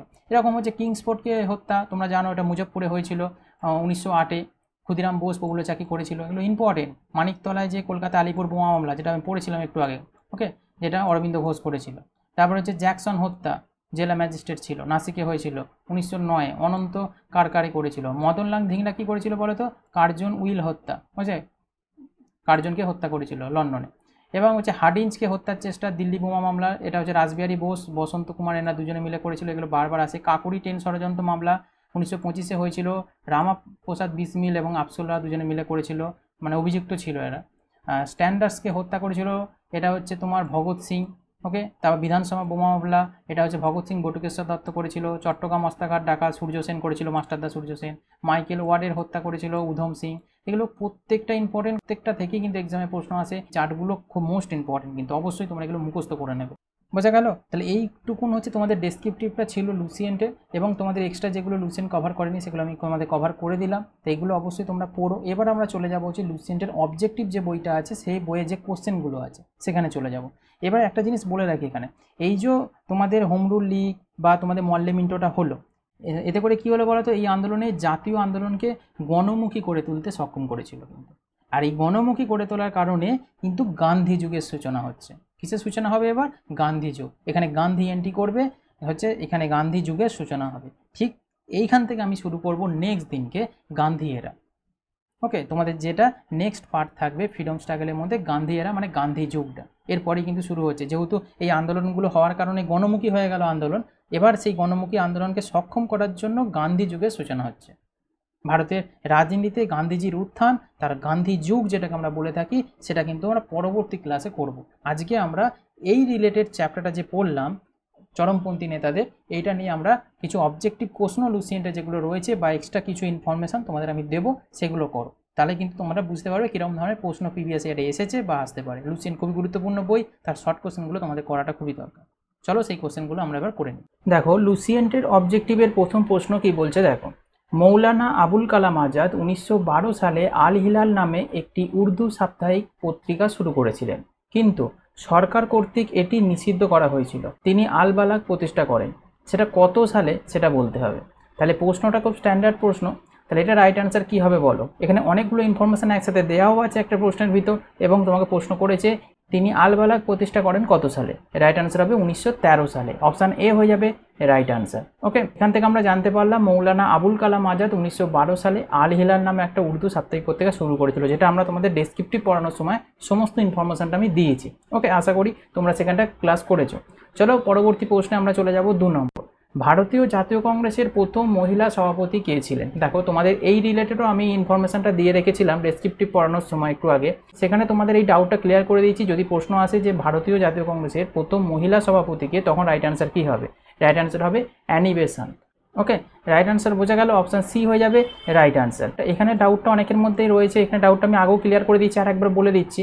যখন বলবে প্রথম মহিলা সভাপতি জাতীয় কংগ্রেসের, তখন কিন্তু অ্যানি বেসান্তি আনসার হবে। যদি বলতো যে জাতীয় কংগ্রেসের প্রথম ভারতীয় মহিলা, এখানে যদি ভারতীয় কথাটা লেখা থাকতো, এইখানে ভারতীয় লেখা আছে, নয়, এটা হচ্ছে ভারতীয় জাতীয় কংগ্রেসের বলেছে, প্রশ্নটা ওটা না।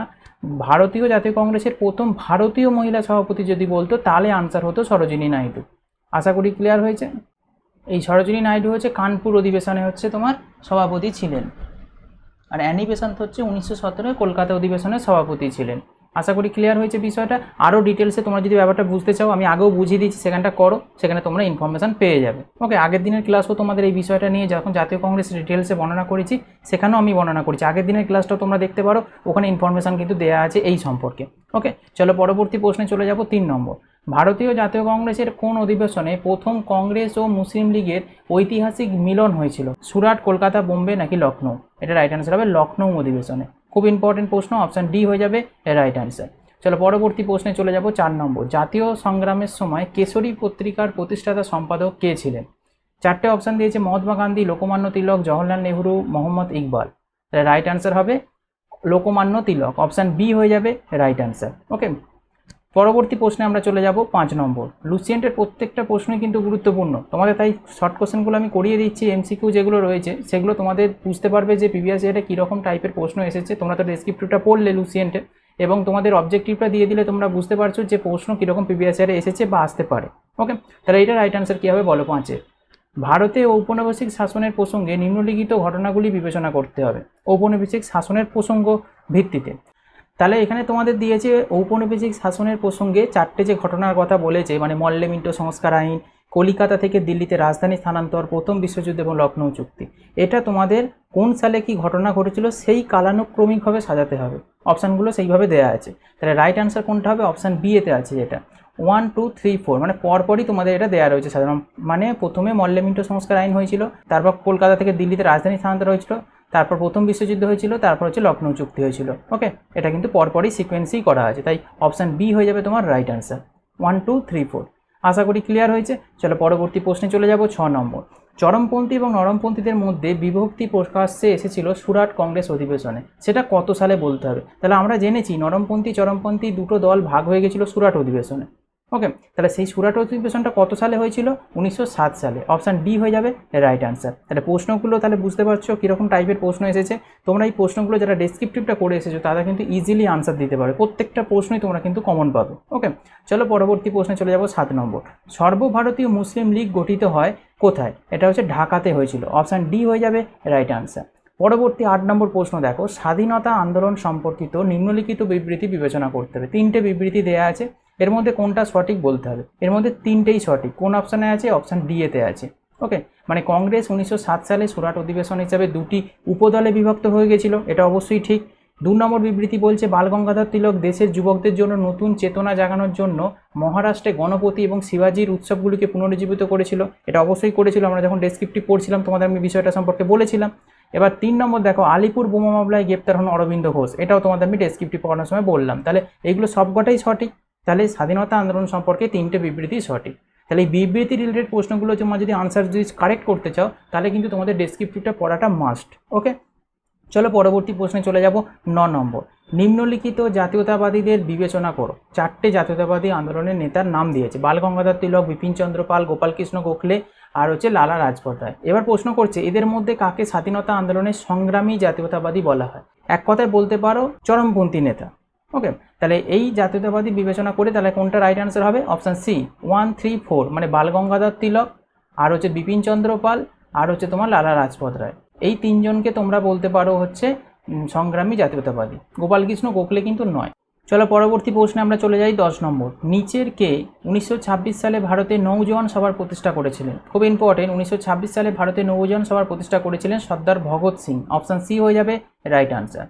পরবর্তী 11 নম্বর প্রশ্ন দেখো, ভারতীয় স্বাধীনতা সংগ্রামের প্রসঙ্গে নিচের কোন প্রদত্ত ঘটনার সঠিক কালানুক্রমিক ক্রমে সাজানো আছে বলতে হবে স্বাধীনতা সংগ্রাম প্রসঙ্গে। ওকে, 4টে তোমাদের অপশান দেওয়া রয়েছে, বঙ্গভঙ্গ, কংগ্রেসের সুরাট বিভক্ত, লখনৌ চুক্তি, পরপর দেওয়া রয়েছে এরকম 4টে। তারপরের অপশানটা দেখো বঙ্গভঙ্গ, লখনৌ চুক্তি, তারপর হয়েছিল সুরাট কংগ্রেস বিভক্ত। ওকে, নেক্সট 3 নম্বর অপশানে আছে দেখো কংগ্রেসের সুরাট বিভক্ত, তারপর বঙ্গভঙ্গ, তারপর হচ্ছে লখনৌ চুক্তি। 4 নম্বরে দিয়েছে কংগ্রেসের সুরাট বিভক্তি প্রথমে, তারপর লখনৌ চুক্তি, তারপর বঙ্গভঙ্গ। তাহলে এই যে 4টে অপশান আছে এর মধ্যে হচ্ছে পরপর সাজালে কোনটা রাইট আনসার হবে? এটা হবে অপশান এ। প্রথমে হবে বঙ্গভঙ্গ হয়েছিল, পার্টিশন অফ বেঙ্গল, তারপর হচ্ছে সুরাট স্প্লিট হয়েছিল মানে কংগ্রেসের সুরাট বিভক্তটা যেটা হয়েছিল 1907-এ, তারপর হচ্ছে লখনৌ চুক্তিটা হয়েছিল।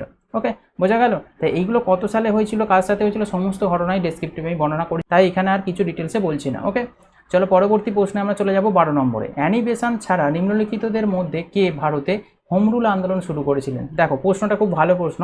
অ্যানি বেসান্ট ছাড়া নিম্নলিখিতের মধ্যে কে ভারতে হোম রুল আন্দোলন শুরু করেছিলেন? তাহলে এটাও আমি তোমাদের ডাউটটা ক্লিয়ার করে দিচ্ছি যে 2জন শুরু করেছিল হোম রুল আন্দোলন, একজন অ্যানি বেসান্ট, অন্যজনকে বালগঙ্গাধর তিলক। ওকে, অপশান ডি হয়ে যাবে রাইট অ্যান্সার। ওই জন্য বলছি তোমাদের ডেসক্রিপটিভটা যারা করে রাখবে তারা কিন্তু প্রত্যেকটা প্রশ্নের আনসার কিন্তু ইজিলি দিতে পারবে। চলো পরবর্তী প্রশ্ন দেখো 13 নম্বর। এটা একটা ইউপিএসসির প্রশ্ন, দাবি এবং কারণ রিলেটেড প্রশ্ন। তাহলে প্রথমে দাবিটা দেওয়া রয়েছে, তারপর হচ্ছে তোমার কারণটা দেওয়া রয়েছে, দিয়ে এবার 4টে অপশান দিয়েছে কোনটা সঠিক হবে। তাহলে এটা রাইট অ্যান্সার হবে অপশান সি। অপশান সি হবে রাইট অ্যান্সার। এ সত্য কিন্তু আর মিথ্যা। এ বলতে কি দাবিকে বোঝাচ্ছে, ওকে, অ্যাজারশন। আর হচ্ছে রিজন হচ্ছে তোমার আরটাকে বোঝাচ্ছে মানে কারণটাকে। ভগৎ সিং এবং বটুকেশ্বর দত্ত 1929 সালে বিধানসভায় বোমা নিক্ষেপ করেছিল, এটা দাবি করছে। যে কারণটা দেখাচ্ছে তারা লালা রাজপথ রায় মৃত্যুর প্রতিশোধ হিসাবে বিধানসভায় কিছু সদস্যকে হত্যা করেছিলেন, এই কারণের জন্য তারা হচ্ছে বোমাটা নাকি ফেলেছিলেন। তাহলে কি বলছে না, এ সত্য, অর্থাৎ দাবিটা ঠিকই আছে যে ভগৎ সিং বটুকেশ্বর দত্ত 1929 সালে বিধানসভায় বোমা নিক্ষেপ করেছিল, এটা অবশ্যই সঠিক। কিন্তু তারা লালা রাজপথ রায় মৃত্যুর প্রতিশোধ নেওয়ার জন্য কিন্তু বোমাটা ফেলেনি। তাই জন্য 8টা হচ্ছে মিথ্যা। তাহলে অপশান সি হয়ে যাবে তোমার রাইট অ্যান্সার। এগুলো ইউপিএসসির প্রশ্ন। ওকে, চলো পরবর্তী প্রশ্নে চলে যাব।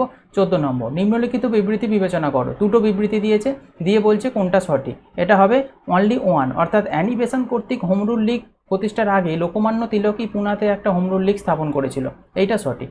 ও 2 নম্বরটা হচ্ছে সঠিক নয়। আশা করি ক্লিয়ার হয়েছে। চলো পরবর্তী 15 নম্বর প্রশ্ন দেখো, নিচের কোন জোড়াটি সঠিকভাবে মিলছে না। বঙ্গভঙ্গ 1905, মুসলিম লীগের ভিত্তি হচ্ছে 1906, সুরাট বিভক্ত 1907, ভারতের রাজধানী কলকাতা থেকে দিল্লিতে স্থানান্তর 1909। দেখো 1905-এ বঙ্গভঙ্গ হয়েছিল, মুসলিম লীগ 1906 গঠন হয়েছিল, 1907-এ সুরাট বিভক্ত হয়েছিল, কিন্তু দেখো রাজধানী কলকাতা থেকে দিল্লিতে স্থানান্তর 1909 কিন্তু হয়নি। কত হয়েছিল? 1911-তে হয়েছিল। তাই যেহেতু বলেছে সঠিকভাবে মিলছে না কোনটা, তাই কিন্তু অপশান ডি হয়ে যাবে তোমার right answer. Okay, transfer of Indian capital from Calcutta to Delhi হচ্ছে কত? 1911-তে। ওকে, চলো পরবর্তী প্রশ্নে চলে যাব। 16 নম্বর, নিম্নলিখিত নেতাদের মধ্যে কে 1916 সালের ডিসেম্বরে লখনৌ চুক্তিতে আধিপত্য বিস্তার করেছিল? রাইট অ্যান্সার কী হবে? আধিপত্য বিস্তার করেছিল লখনৌ চুক্তিতে বাল গঙ্গাধর তিলক। অপশান সি হয়ে যাবে কারেক্ট অ্যান্সার। পরবর্তী 17 নম্বর প্রশ্ন দেখো, নিম্নলিখিত বিপ্লবীদের মধ্যে কে মার্কিন যুক্তরাষ্ট্রে ইউনাইটেড ইন্ডিয়া হাউস স্থাপন করেছিল? মোস্ট ইম্পর্টেন্ট, মার্কিন যুক্তরাষ্ট্রে ইউনাইটেড হাউস স্থাপন করেছিল। এবারে এইখান থেকে দুরকম প্রশ্ন আসে। ইউনাইটেড ইন্ডিয়া হাউস হচ্ছে কোথায় প্রতিষ্ঠিত হয়েছিল? এটা হচ্ছে মার্কিন যুক্তরাষ্ট্র হয়েছিল। কে করেছিল সেটা এখানে প্রশ্ন করেছে। রাইট আনসার হবে তারকনাথ দাস এবং হচ্ছে জি.ডি. কুমার। অপশান বি হয়ে যাবে তোমার হচ্ছে কারেক্ট আনসার।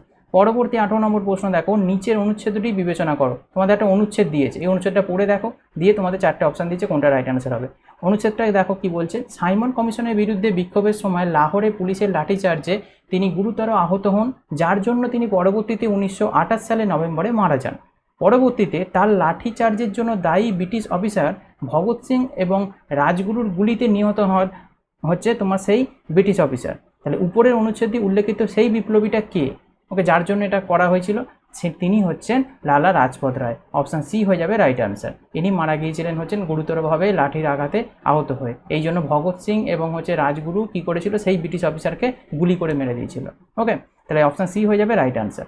পরবর্তী 19 নম্বর প্রশ্ন দেখো, নিচের কোন নেতা 1906 সালে কলকাতায় কংগ্রেসের অধিবেশনে সভাপতিত্ব করেছিলেন? তাহলে তোমাদের আমি আগের দিন বলেছিলাম ক্লাসে যে কলকাতার যে কংগ্রেসের অধিবেশনগুলো হয়েছিল সেখানে একটা হয়নি, অনেকগুলো হয়েছিল।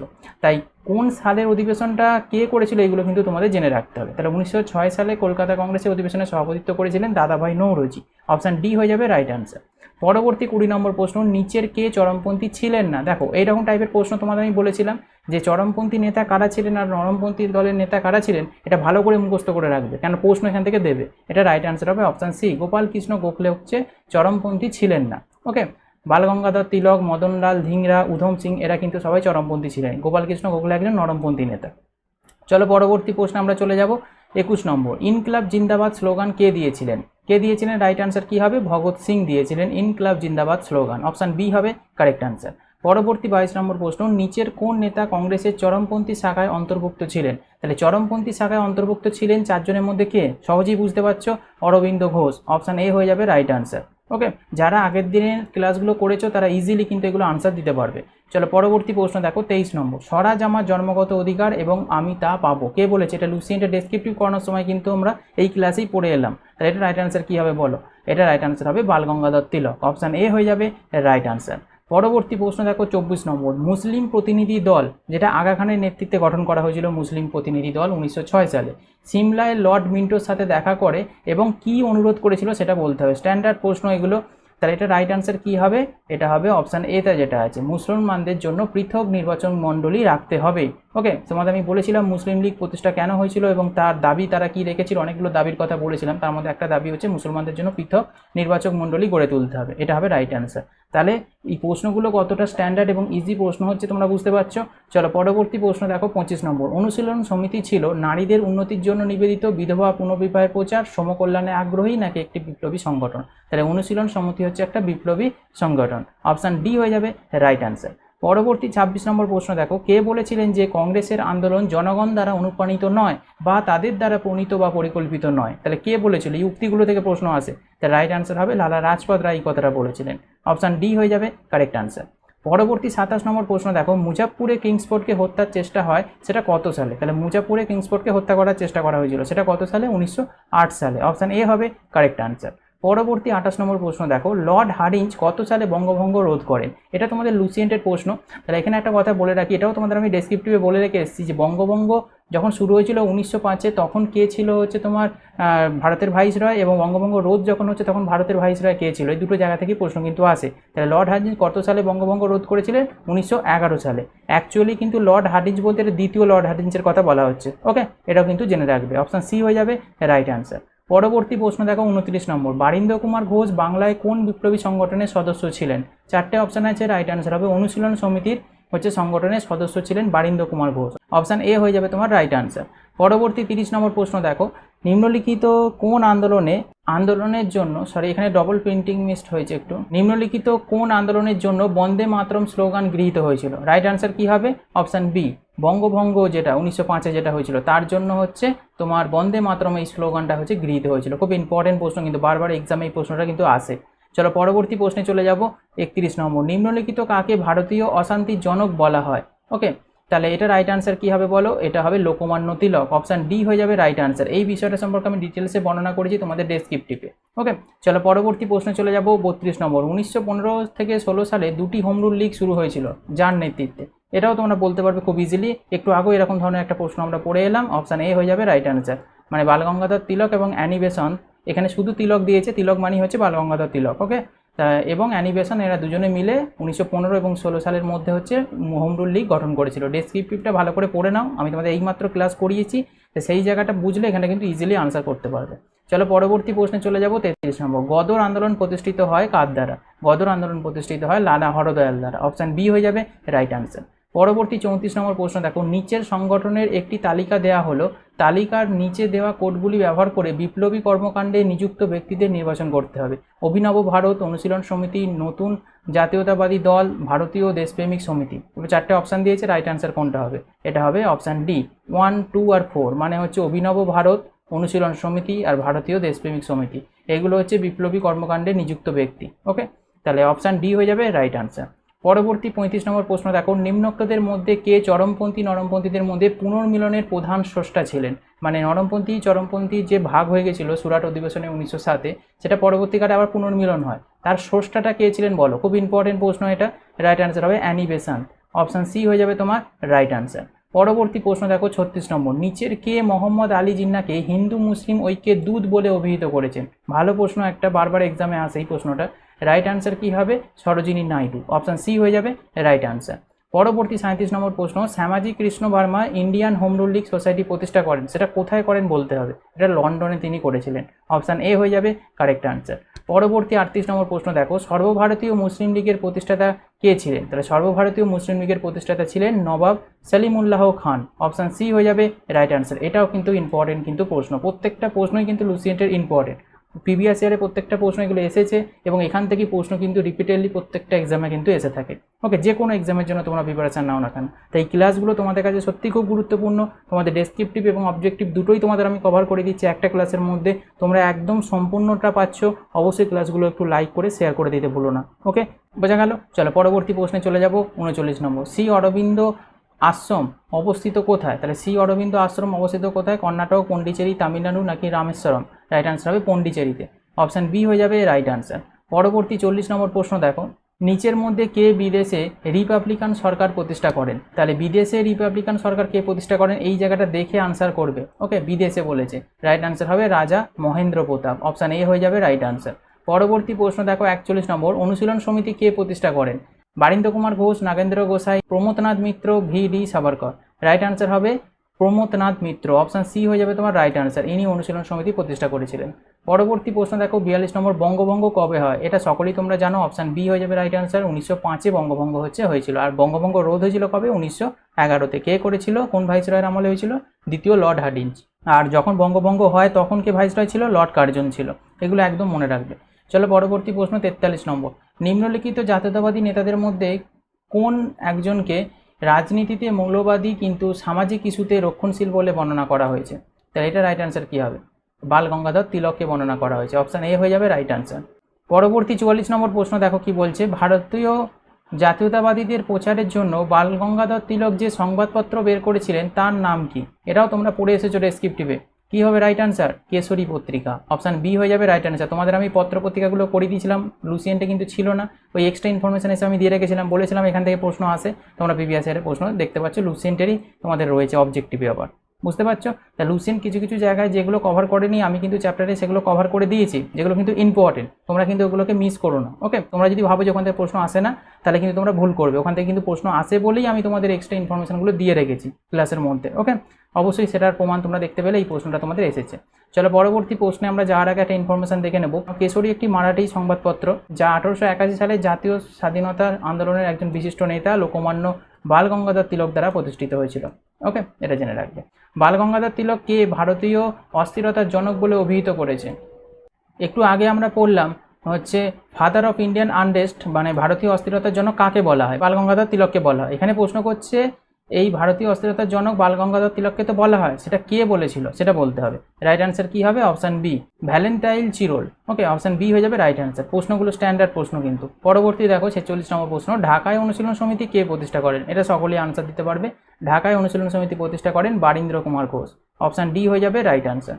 পরবর্তী 47 নম্বর প্রশ্ন দেখো, মুজাফফরপুর হত্যাকাণ্ডে কোন দুই বিপ্লবী জড়িত ছিলেন? এখানে দেখো একটা প্রশ্নের ভেতর একটা প্রশ্ন তোমরা পেয়ে যাচ্ছ। মুজাফফরপুর যে হত্যাকাণ্ডটা হয়েছিল সেটা কত সালে হয়েছিল? 1908 সালে। এখান থেকেও কিন্তু প্রশ্ন দেয়। ওকে, এবার প্রশ্ন করেছে দুই বিপ্লবী জড়িত ছিলেন, তাদের নামগুলো কী কী? প্রফুল্ল চাকি এবং ক্ষুদিরাম বসু। অপশান ডি হয়ে যাবে রাইট অ্যান্সার। তোমাদের আমি ভারতীয় যে বিপ্লবী ছিল, বিদেশি যারা বিপ্লবী ছিল, সংগঠন ছিল, সেগুলো আমি তোমাদের একটা চার্টের আকারে করিয়েছি, মানে লুসিয়েন্টে ছিল সেগুলো, একটু আগে তোমাদের করিয়ে এলাম। ওইগুলো কিন্তু অবশ্যই মুখস্থ করবে, ওখান থেকে কিন্তু প্রশ্ন দেয়, তোমরা দেখতে পাচ্ছ। চলো পরবর্তী প্রশ্নে চলে যাব। 48 নম্বর, এখানে একটা উক্তি দিয়েছে, আমি তোমাকে একটি মুসলিম প্রদেশ দিচ্ছি। এই কথাটা কে বলেছে বলতে হবে। চারটে অপশান আছে, রাইট আনসার হবে লর্ড কার্জন বলেছিল। অপশান সি হয়ে যাবে রাইট আনসার। পরবর্তী দেখো প্রশ্ন 49, ভারতের বিপ্লবী আন্দোলনের প্রথম ইঙ্গিত দেখা যায় কোথায়? তাহলে ভারতের বিপ্লবী আন্দোলনের প্রথম ইঙ্গিত দেখা যায় হচ্ছে মহারাষ্ট্রে। অপশান এ হয়ে যাবে রাইট আনসার। পরবর্তী 50 নম্বর প্রশ্ন দেখো, স্বদেশ বান্ধব সমিতি কে প্রতিষ্ঠা করেন? এটা সকলেই আনসার দিতে পারবে। স্বদেশ বান্ধব সমিতি প্রতিষ্ঠা করেছিলেন অশ্বিনী কুমার দত্ত। অপশান এ হয়ে যাবে রাইট আনসার। পরবর্তী 51 নম্বর প্রশ্ন দেখো, আলিপুর বোমা মামলায় অরবিন্দ ঘোষকে কে রক্ষা করেছিলেন? ভালো প্রশ্ন একটা। আলিপুর যে বোমা মামলাটা হয়েছিল সেখানে অরবিন্দ ঘোষকে রক্ষা করেছিলেন চিত্তরঞ্জন দাস। ওকে, ইনি একজন হচ্ছে উকিল ছিলেন। অপশান সি হয়ে যাবে তোমার রাইট আনসার। পরবর্তী প্রশ্নে চলে যাব 52 নম্বর, কে 1913 সালের দিকে ভারতীয় সিপাহী এবং বিপ্লবীদের দ্বারা সংগঠিত বিদ্রোহের চেষ্টা করেছিলেন?